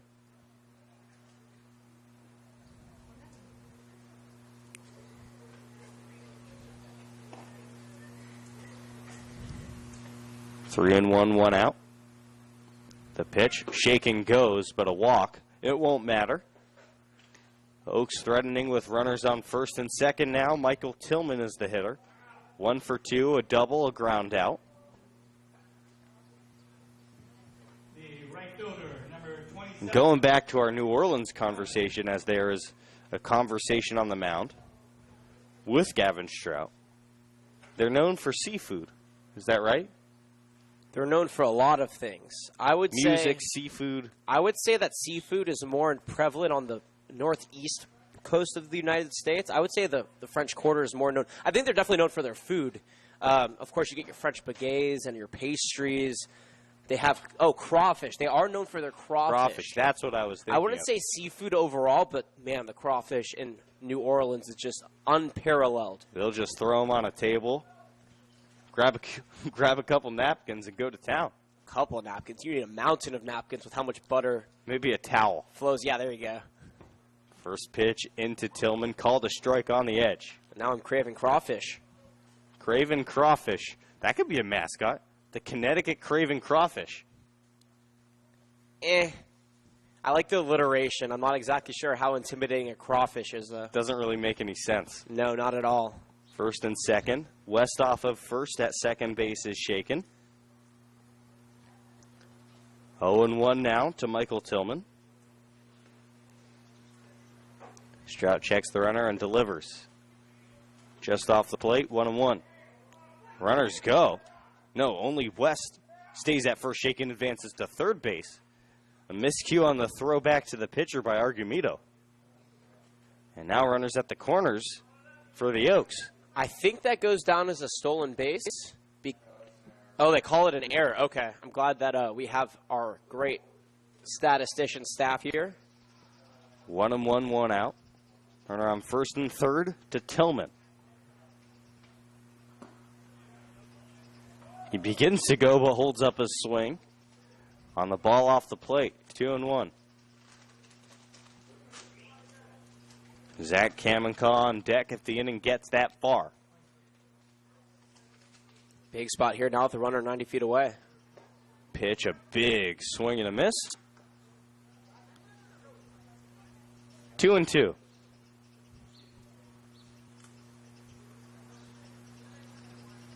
Got to get some contact here for Tillman. Anything but a strikeout or a double play ball scores a run. Most likely. 2-2 pitch. Lifted out to shallow right field. Has a chance to drop. Barnes coming in, makes the play. Shaken has to hold from third base, and it looks like I talked too quickly, Jonathan, as the Oaks are not able to score on contact to the outfield.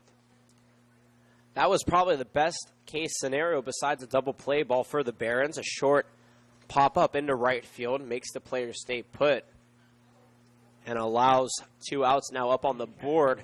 If you're the Oaks, the last thing you want to do is strand a runner on third base, but as Zach Kamenkaw comes in now. This is Kamenkaw's first at-bat, replaced Bryce Vitt, He has who went 0 for 2. He has an opportunity to put the Oaks up a little bit more. First pitch in the dirt, 1-0. Or not put the Oaks up, but bringing the Oaks within a one-run reach, I should say. I think we got what you meant. Thank you, Jonathan. Understand what I mean, not what I say, as my old PE coach used to tell me. 1-0 pitch off the plate. Argumedo checking on West at first. He slides back in safely. And upon that throw, Shaken was thinking about taking the extra base and going home. Decides better of it, trusting his catcher Kamenkaw to come up with a clutch 2-out RBI. 2-0, 2 outs, 2 on. Strout kicks and fires. Kamenkaw, ground ball over to second base. Anderson. Field sidearm over to first in time. And the Oaks strand 2 runners. No runs on no hits, no errors, 1 error, and 2 men left on base. We're through 5.5 innings here from MLB Urban Youth Academy. Don't go anywhere. We got a good one here on the Oaks Broadcast Network.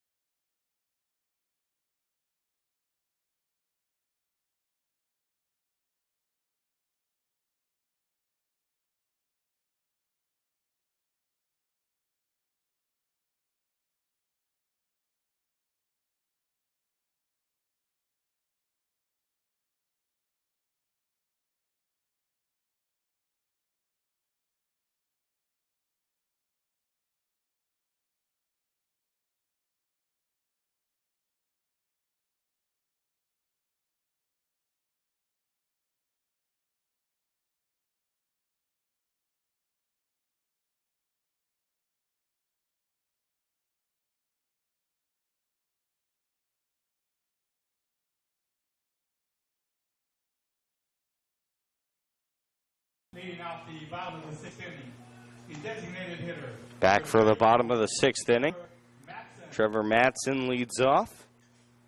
He's 1 for 2. Grounded into a 3-6 fielder's choice and a base hit to left field. Francis back on the hill, kicks and fires. First pitch off the plate inside near the back knee of Matson. 1-0.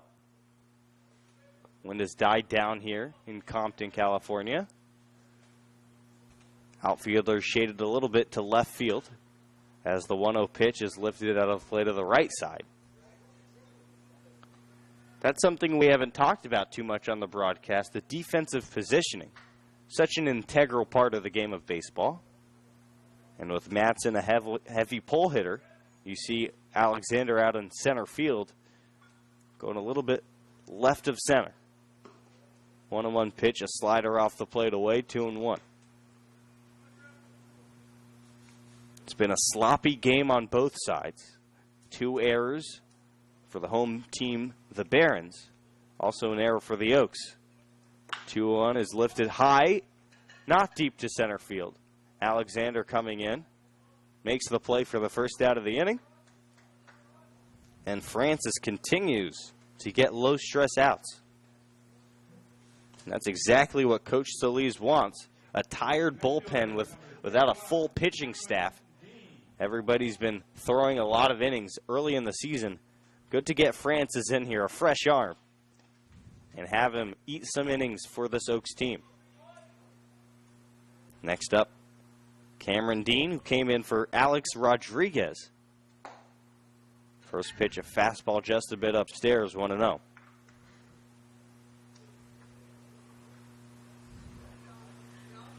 Now Alexander shades back to straightaway center as the 1-0 pitch is lifted out of play behind us. 2-0. Excuse me, 1-1.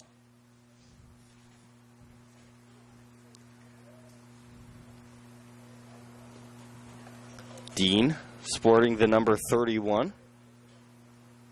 Not too many great 31s over the course of history. 1-1. Off the plate away. Coming to mind is Reggie Jackson, and currently on the Nationals, Max Scherzer. Jock Peterson on the Dodgers also wears 31. 2-1 lifted out to left center field. Alexander rotates over, makes the play for the second out of the inning. And now up, Roosevelt Barnes. 2 straight flyouts to center field. F8 if you're keeping score at home. Or if you're me and bad at math and need a reiteration of the numbers at times. Just kidding. I think I know them by now. I think so too. A lot of experience for Jonathan. Nobody on, 2 outs. Showing bunt is Barnes. Can't get there, 0-1.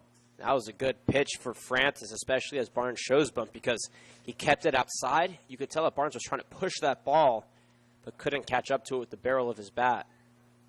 0-1 now to Barnes. Francis kicks and fires. Fastball elevated, foul back to the screen. Quickly 0-2. Francis has 4 strikeouts. 1 in the 5th inning. 2 in the 4th inning. And 1 to end off the 3rd inning. 0-2 now from Barnes.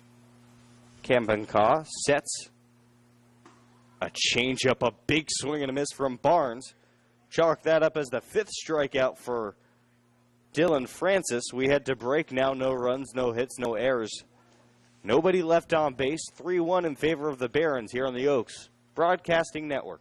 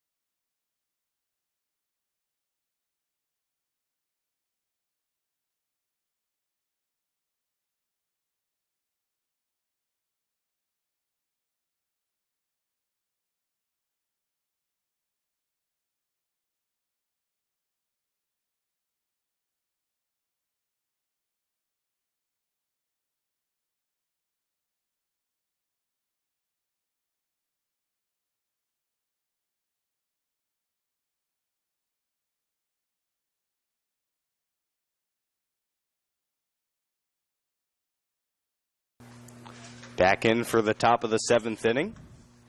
3-1 in favor of the Barons. And for the 7th, 8th, and 9th innings, here's my broadcasting partner, Jonathan Rifkind, on play-by-play. Thank you, Jordan Brenner. As you mentioned, the Oaks trail 3-1 here as we hit the latter 3 innings of the ball game. Oh, it could be the latter 3 innings. We don't know because yesterday went through 11. The way that this game is going, a lackluster Oaks offense needs to wake up if they want to have a shot at coming back here as Will Pickett steps in. The new pitcher on the mound is Joshua Stevens as he deals a first pitch ball. 1-0 the count to Pickett. He's 0 for 2 with a pair of strikeouts, 1 swinging in the 2nd and 1 looking in the 4th. The 1-0 drops low and away once again. 2-0 the count. Gavin Stroud's day is done. He pitched 1 inning, no hits, no runs, 2 walks, no strikeouts under his belt. The Oaks have left a total of 6 runners stranded on base so far today. The 2-0 is chopped over to third, fired over the first in time for out number 1. Logan Pollock to Hunter Lewis. And the number 9 hitter Tanner Wright is now up. He reached safely, or excuse me, he was walked back in the 5th, but thereafter was picked off. The first pickoff successfully that we have seen this season. I'll give you a reiteration of the field for the Barons in just a moment. As Stevens toes the rubber.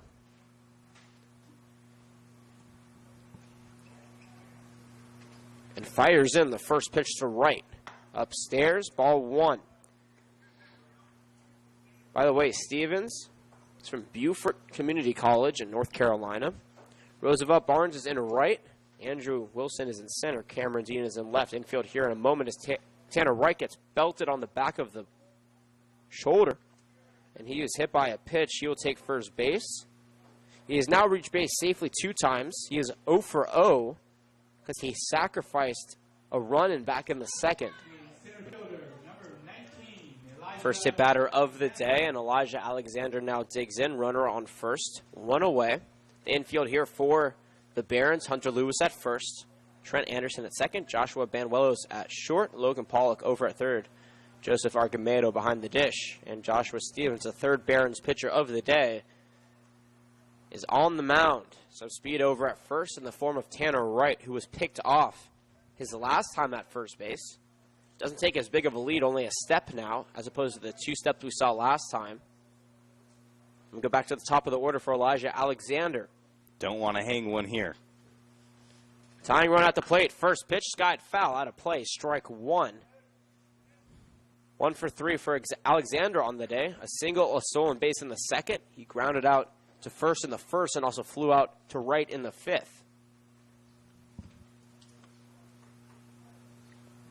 Grew up playing his ball locally in the Camarillo area. 2 years at Ventura College before heading over to UTRGV. The 0-1 drops low, 1-1 the count. Right over at first. Waiting for an opportunity to try to steal a base. He's 1 for 2 on the season so far. The 1-1. Breaking pitch outside, 2-1 the count to Alexander. The Oaks have a day off tomorrow. They'll be back home for a 4-game homestand on Tuesday, Wednesday, Thursday, and Friday. Tuesday against the Orange County Surf. Wednesday against the Ventura County Pirates. Thursday against the Barons. And Friday against the SoCal Catch. The 2-1 pitch becomes 3-1 on an inside ball. The Oaks then hit the road on Saturday and Sunday. They'll play the SoCal, or excuse me, just on Saturday. They'll head to La Mirada to play the Catch. And then on Sunday, back home against these Barons. The 3-1, runner goes, pitches ball 4, though, and that won't matter as Alexander takes first base. Runners on first and second now, 1 away here. And the tying run is at first base. Runner in scoring position, and Raymond Gomez taking his place in the right-handed batter's box. Number 4, Ramon Gonzalez. Gomez, correct. That is the 4th walk given up for the Oaks on the day. And they have yet to walk a Barons batter. That is a big stat. Keep track of that.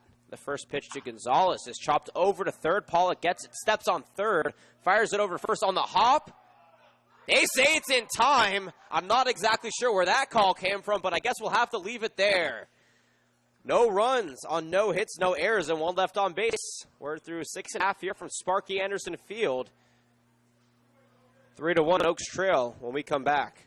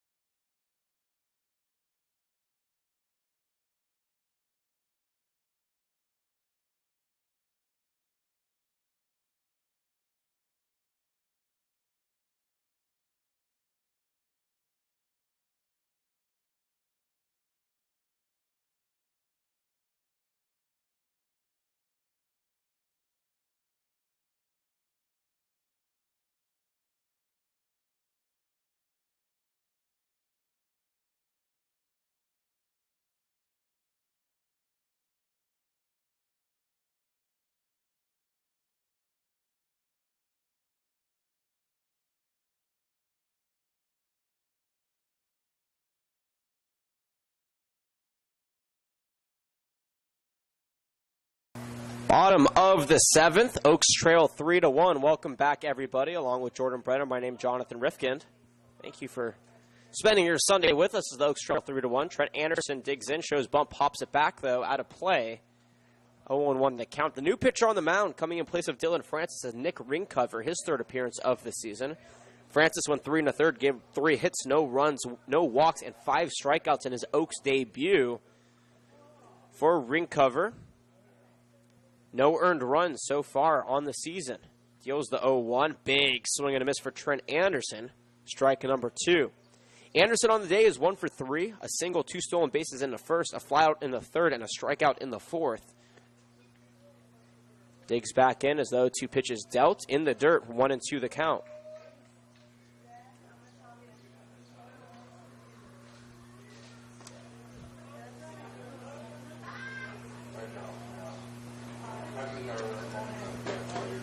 Ringcover, one of 2 lefties on the Oaks roster, toes the rubber and fires the 1-2 pitch. Called a ball up and away, evens the count 2-2.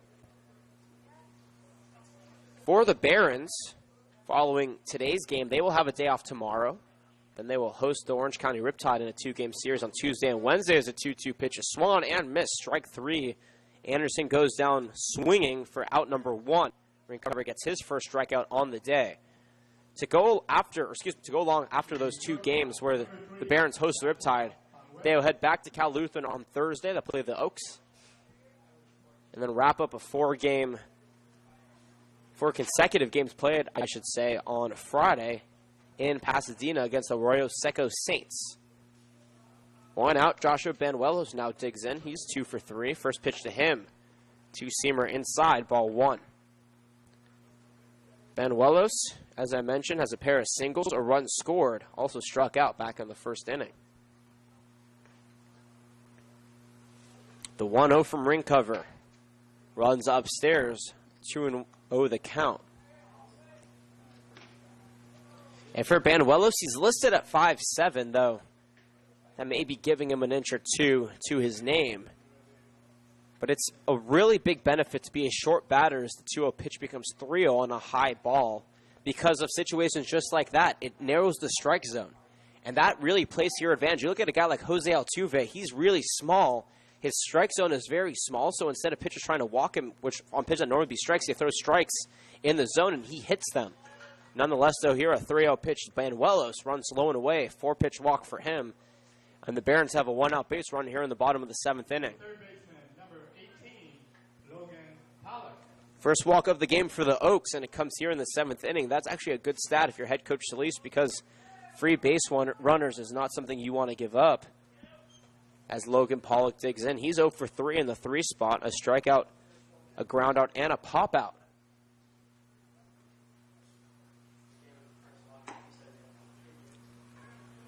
First pitch to him, low for ball 1.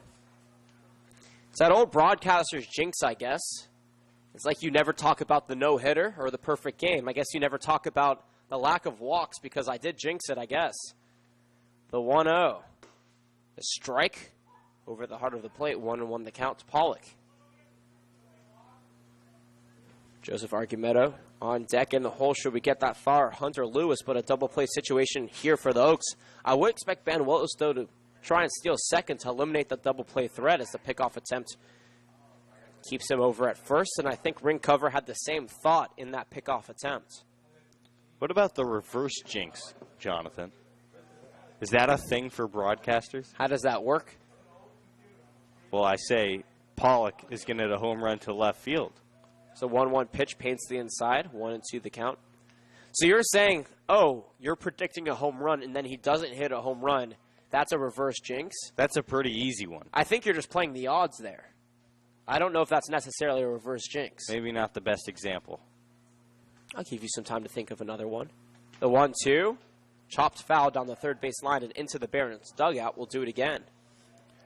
Could say the Oaks are already dead in the water. No chance of coming back. The game is already over. Turn off our stream. It's over. I could say that, Jonathan. Even as a joke, I wouldn't say that. 1-2 runner goes. Throw over to second is in time, and that'll be out number 2. A 1-3-6 put out eliminates the base runner on the base paths. The power of the reverse jinx, Jonathan. But we didn't say anything like, oh, Banuelos is going to not get out. You know what I'm saying? So I think it's just sample size. We'll try to find a reverse jinx for you that makes sense. Nonetheless, the 2 outs now, no runners on and a 1-2 count to Logan Pollock. Once again, a 1-3-6 put out. The 1-2. Paints the corner, called strike 3. Well done here for the Oaks. They eliminate the base runner on the pickle. And Ring Cover gets 2 strikeouts to keep the Barons offense at bay. No runs, no hits, no errors. Nobody left on base. Top of the 8th we go. The 2, 3, and 4 hitters do it for the Oaks. We'll be right back on the Oaks Broadcasting Network.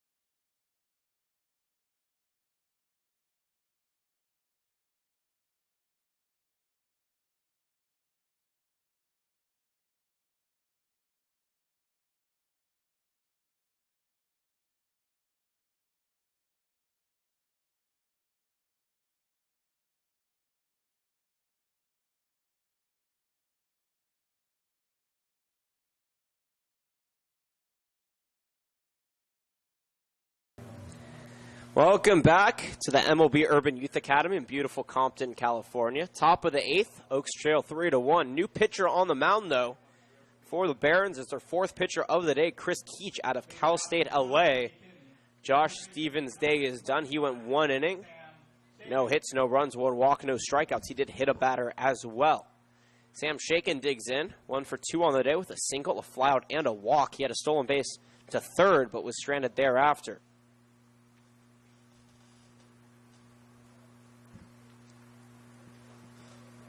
By the way, Chris Keach is the new batter from Cal State LA. Give you his stats there in just a minute as the first pitch is Shaken. Is taken for strike 1. He was mostly a fielder, so this is going to sound kind of weird, but it is skewed. In 6 1/3 innings pitched for Chris Keach, he posted a 14.21 ERA, 10 earned runs in the 6 1/3 inning pitch. But again, mostly a batter as the 0-1 pitch is cracked foul. We'll do it again, this time 0-2 the count. He actually batted fairly well on the offensive side for Cal State LA. 287 batting average in 31 games, 2 homers, 18 RBIs, and 14 runs scored. I think that offsets his 14 ERA as a pitcher. He deals, though, too. Just missing. I'm not exactly sure where because I thought that was a strike, but a ball nonetheless. Shaken was taken. 1 ball, 2 strikes, nobody away. 1 run, 4 hits, 1 error for the Oaks. 3 runs, 10 hits, 2 errors for the Barons. Keach deals the 1-2. Slice over to third into the diving glove of Pollock, and he fires it over to first. Not in. Oh, in time. Wow. What a play from Pollock. And he has been by far and away the best third baseman we have seen so far in the CCL. What a glove out there at third base. Does that top his 2 plays from yesterday, though, is the question. I'd say so. I think he keeps the cake that I awarded to him yesterday. He reminds me of a young Nolan Arenado out there. High praise. The way he's playing, it's hard to not praise him that way. Brandon Lewis digs in. Takes the first pitch, low for ball 1. On the day for Lewis, 1 for 3, a double, and a pair of outs, a ground out and a fly out. The 1-0 to the Irvine product is fouled back out of play. 1-1 to count.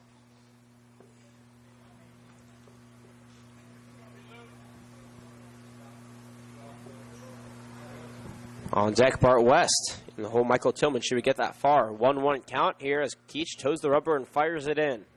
Inside, 2-1 the count. And Lewis almost never flinches. When a ball's coming at him, unless it's going up near his face, he won't move out of the way. That pitch was pretty close to hitting him, and he still didn't flinch at all. Waves that bat high over his right shoulder. The 2-1 pitch. Slapped over to third, right into Pollock's glove. This one should be an easy play. Indeed it is, as he fires it over to first and Lewis for out number 2. A pair of 5-3 putouts here puts 2 outs up on the board in the top of the 8th, and the Oaks' chances are starting to dwindle to try and get back in this game. The first baseman, number 26, Bart West. That'll bring up the USC Trojan, Bart West. 0 for 2 in the game, a pair of strikeouts and a walk. Was stranded on first, though, thereafter in the 6th inning. Wide stance here. Keach takes a breath from the stretch and deals the first pitch low for ball 1.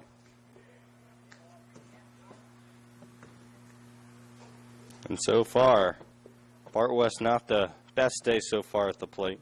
They've been getting the best of West. 1-0 pitch is speared into right center field, and that'll be a 2-out base knock for Bart West. The Oaks are able to at least rally 1 base runner here with 2 away, though. We'll see if it's enough when Michael Tillman comes up here in a moment. That's the first hit given up by the Barons since the 2nd inning. The only way an Oak has reached base is by way of a walk or a hit by pitch. A waffle throw over to first base on the pickoff. It wasn't even a pickoff attempt. I think it was just a little catch between Keach and Lewis. Bart West got back with ease. Takes a step and a half lead off of first. Michael Tillman digs in. He's 1 for 3 with a double and a run scored. Check swung that one foul for strike one. Tillman was on the Halos last year. Played right field for them. Ventura Halos dropped the CCL.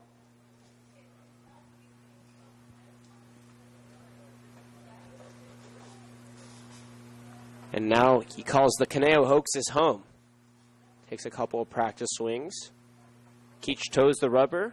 Checks that runner at first. Pearson fires the 0-1 in the dirt past the glove of Argumedo, and that's going to advance Bart West over to second base on the wild pitch.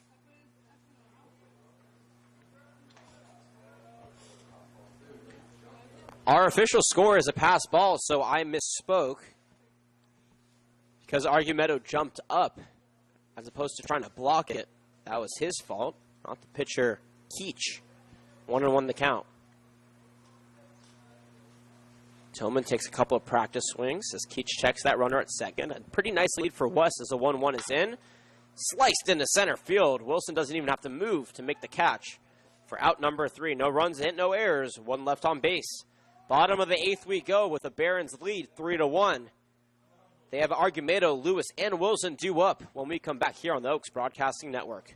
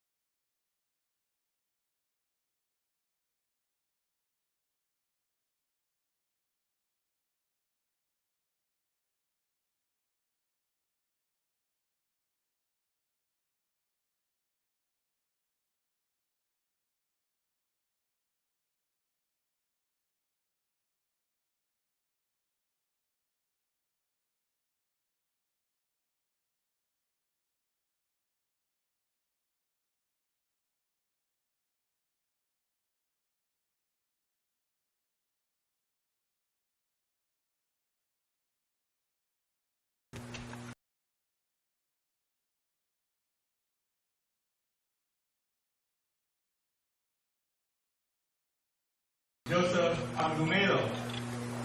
Joseph Argumedo leads things off here for the Barons. 1 for 3 on the day, and he gets hit on the first pitch by the new pitcher Eddie Cutt for the Oaks, and he'll take first base. Oaks trail 3-1. Welcome back, everybody. He's Jordan Brenner. My name is Jonathan Rifkind. Oaks baseball on the Oaks Broadcasting Network as the Barons try to extend this lead up 3-1 here in the bottom of the 8th, and that's a first good step. Getting hit by a pitch. I never say getting hit by a pitch is good, but for all intents and purposes, it gets a runner on base. Eddie Cutt, by the way, coming in today's game in place of Nick Ringcover, who went 1 inning. 1 hit, no runs, 1 walk, 2 strikeouts.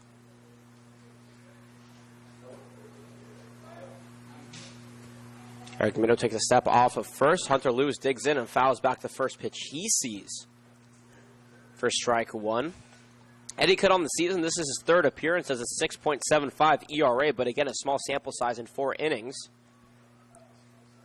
4 walks, 4 strikeouts, 3 runs, all earned in those 4 innings. Though his last appearance was more of what we could expect versus his first appearance when he gave up those runs. In 2 innings, he struck out 3 guys and gave up no runs against the Blues. 0-1 pitch. Cracked over to third, shaking, gets it, fires it over to second for 1. The relay to first is in time. And the 5-4-3 double play is turned and puts 2 quick outs up on the board here in the bottom of the 8th inning. Maybe the cleanest turn of 2 all season for the Oaks. That was beautiful. Shaken playing his position well. He plays short and third. And right there displaying the versatility and the awareness. Andrew Wilson up now. He's 2 for 3. A pair of singles. Caught stealing back in the 5th, but also a strikeout in the 2nd. He struggled mightily in the first 2 games of the series. Ended up going 0 for 8 combined. The 0-0. Big swing and a miss for strike 1. 3 runs, 5 hits, and an error for the Oaks. 3 runs, 10 hits, 2 errors for the Barons. Here in the final wisps of the ball game. Bottom of the 8th. 2 away. The Marymount California product digs back in. The 0-1 pitch from ring cover drops low and inside, or excuse me, outside. Evens the count at 1 ball and 1 strike.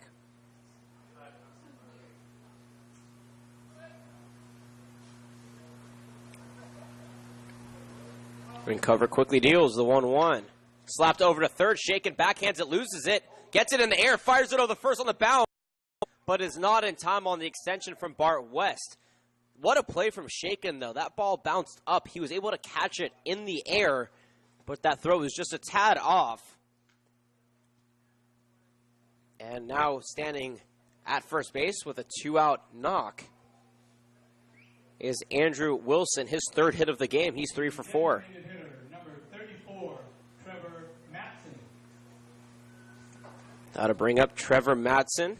He's 1 for 3 today with an RBI single. Reached on a fielder's choice and flew out to center in 3 times up. The first pitch is called a strike over the heart of the plate. Arcadia University has some of the most raw power on this Barons team, though we have yet to see him display it. Cut, toes the rubber, and fires the 0-1. Off speeder. Caught Matson waving and missing for strike 2.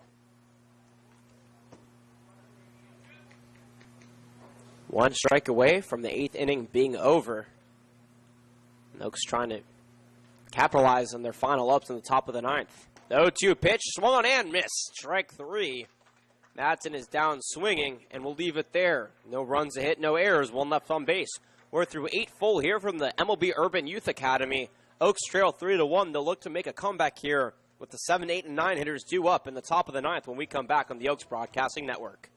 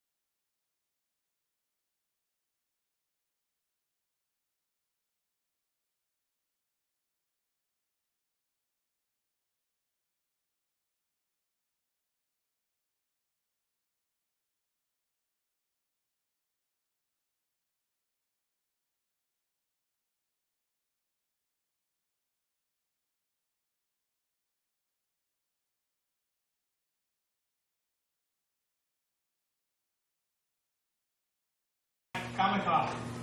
Zach Kamenkov digs in here for the Oaks in the final hopes of coming back in today's ball game, trailing 3-1 in the top of the 9th.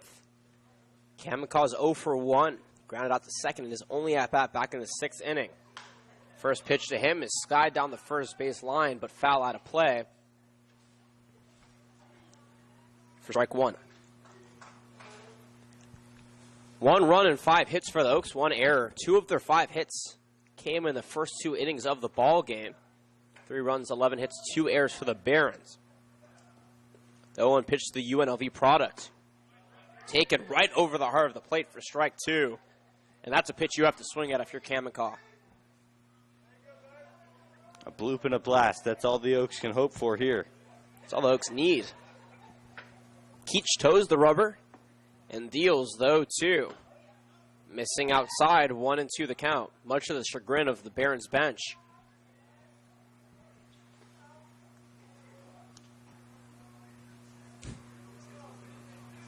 Kamenkaw just finished up his freshman season at UNLV. It's the 1-2 pitch. Runs low, 2-2 the count. Waiting on deck, Will Pickett's in the hole, Tanner Wright. Though the 7-8-9 is not necessarily a typical bottom of the order, head coach Solis likes to put batters who can hit for contact in the bottom of the order to try to spark a rally for situations just like this. The 2-2 from Keach. Sliced into right field, running over to it and making a more acrobatic catch than should have been made. Roosevelt Barnes for out number 1. He actually overran the ball, had to extend over his left shoulder, and was able to make a grab last minute. That was very close to being a mistake out in right field. Barnes likes to keep things interesting out in right field, but at the end of the day, he's making the tough plays. And that's what you need out of your right fielder. 1 away now, 2 outs away from the Barons taking the weekend series. Of course, these 2 teams will play 2 more times in the next week, on Thursday and on Sunday, both at Cal Lutheran. Well, Pickett digs in now. The first pitch to him is a strike at the knees. He's 0 for 3 today after a 1 for 3 performance yesterday that saw him reaching base 4 times. He has a pair of strikeouts and a ground out. Sporting the black and red Pierce Junior College helmet. Digs back in. Keach deals the 0-1. In the dirt, ball 1. It's been interesting for the Oaks because it almost seems like they have a bad offensive day and then they have a good offensive day every other game. They started off the season with only 7 hits, but scored 9 runs in a 9-3 win against the SoCal Cubs last Sunday. Then they only put up 8 hits in a 5-4 loss against the Blues. The 1-1 drops low, 2-1 the count. In the second game against the Blues on Wednesday, they put up 11 hits and won 7-4. Then they only put up 5 hits on on Friday against the Barons and lost 5-2. Then yesterday, they put up 12 hits and won 8-7. Today, only 5 hits and 1 run. The inconsistent offense has to be a big question mark for the Oaks. How do they build chemistry and continue to hit the ball? The 2-1 pitch is called at the knees, 2-2 the count. With that being said, though, the Oaks are missing a couple of Ole Miss running Rebels and an Arkansas Razorback, all 3 of whom are incredible hitters. Keenan from Ole Miss will likely be the SEC Freshman of the Year, and the Oaks will be excited to have him when that team gets knocked out of the Super Regionals or if they win the College World Series. The 2-2. Bounces in the dirt. Good patience by Pickett's. Full count now. Have you been keeping track of the College World Series at all? I've been trying to. We have a busy schedule here, but in my limited off time, I like to put on a little bit of college baseball. Of course, the College World Series bracket is set. North Carolina upset Stetson yesterday. We've seen a couple of Stetson pitchers in the CCL. Payoff pitch here from Keach. In the dirt, ball 4. Pickett works his way back and draws a walk. The tying run now comes to the plate in the form of Tanner Wright. Runner on first. The 5th walk sufficed on the day by the Barons. The Oaks need a rally here to at least come back and tie this game. Tanner Wright, if I'm not mistaken, is 0 for 0 today. You are not mistaken. A sacrifice RBI and a walk and a hit by a pitch. Maybe he can check in with his first at-bat. The 0-0 hits him on the left ankle, and he shakes it off. He's on first base. Pickett is on second base, and the Oaks are literally being handed an opportunity to get back in this game here as Elijah Alexander at the top of the order will step in. He's 1 for 3 with a single, a ground out, a fly out, and a walk. And how about Tanner Wright going 0 for 0 with 3 times on base today? Coach Solis going to go check on him at first base. He seems to be in a little bit of pain. And how about the College World Series this year? A couple of teams that nobody thought would get into it. North Carolina. Oregon State is in, but I think we all knew Oregon State would be in it. Morehead State University, St. John's, New Mexico State, Kent State, Northeastern, I should say, in Boston, Columbia, some schools who don't necessarily get recognition in the baseball world, making a name for themselves. By the way, Kyle Velasquez will pinch run here for Tanner Wright. Wright got hit on the ankle, so they'll take him out as a precaution. I hope he's okay. I'm sure he is. Velasquez does have some speed on first. He's 1 for 2 on the season in stolen bases. Now running for the Oaks, number 10, Kyle Velasquez.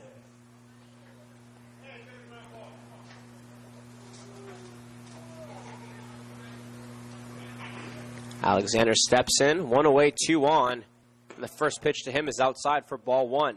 Having a lefty up in this spot is a big deal here for the Oaks because Alexander is a very good right-handed pitcher hitter.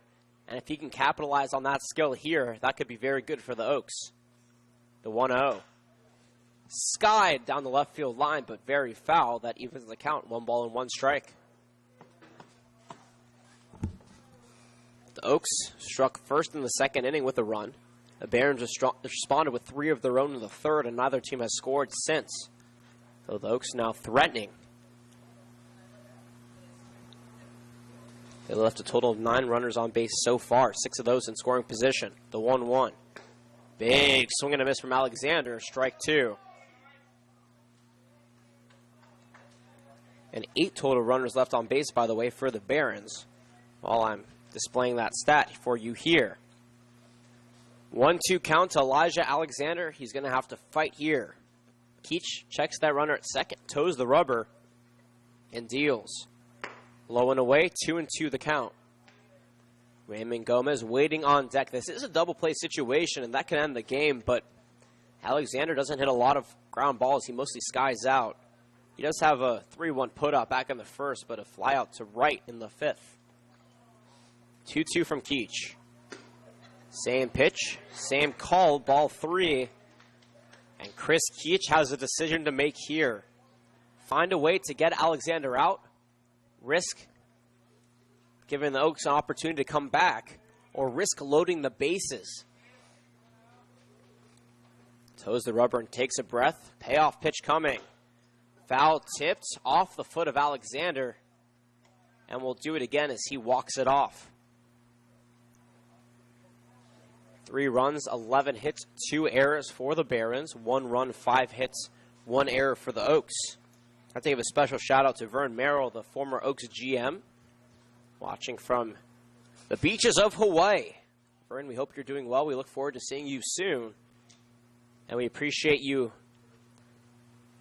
intriguing us with all of the Oaks knowledge that you have. He told us something about Dylan Francis that I'm going to save for Francis's next appearance because it is actually very interesting. And I don't want to take away from the ball game right now.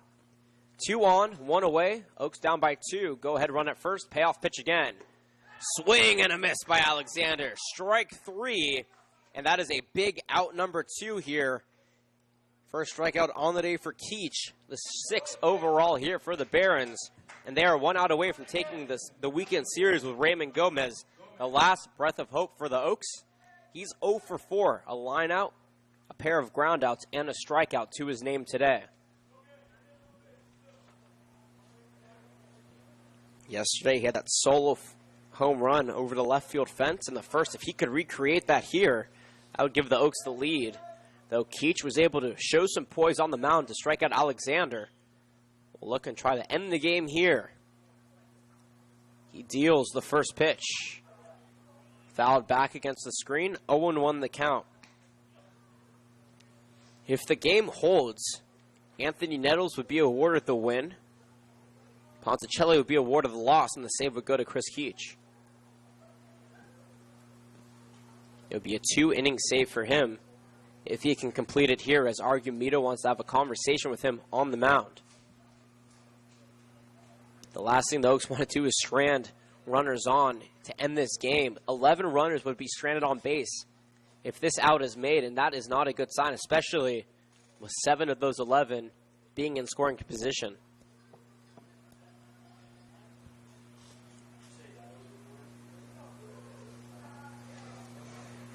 Conversation now breaks on the mound.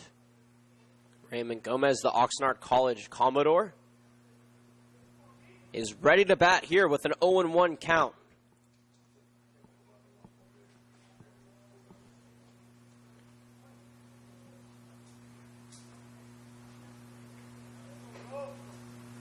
Geach toes the rubber, checks the runner at second, and deals the 0-1 in the dirt. Good backhanded stab by Argumedo.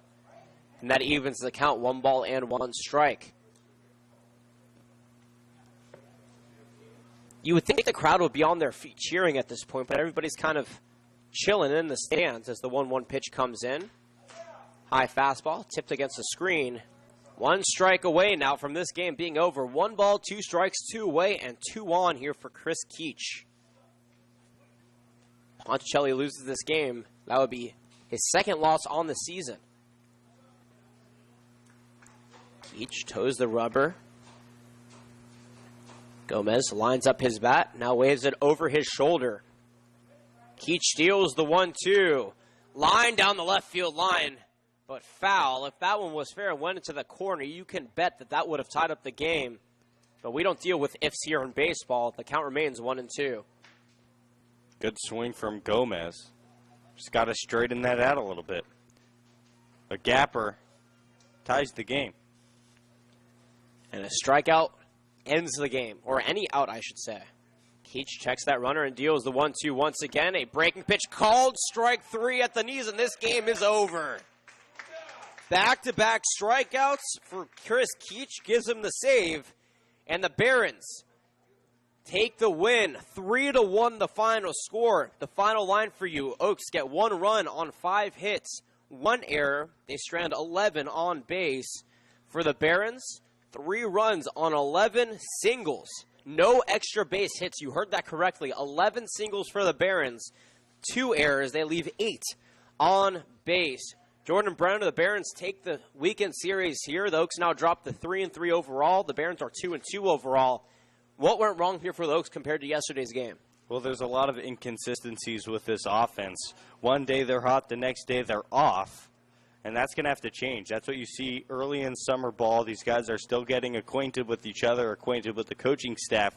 They need to establish more of a routine so they can have a more consistent approach at the ballpark. But on the positive note, other than Brandon Ponticelli's 3 earned runs, the pitching was fantastic for the Oaks. Obviously, a few too many base hits given up, but only giving up the 3 runs.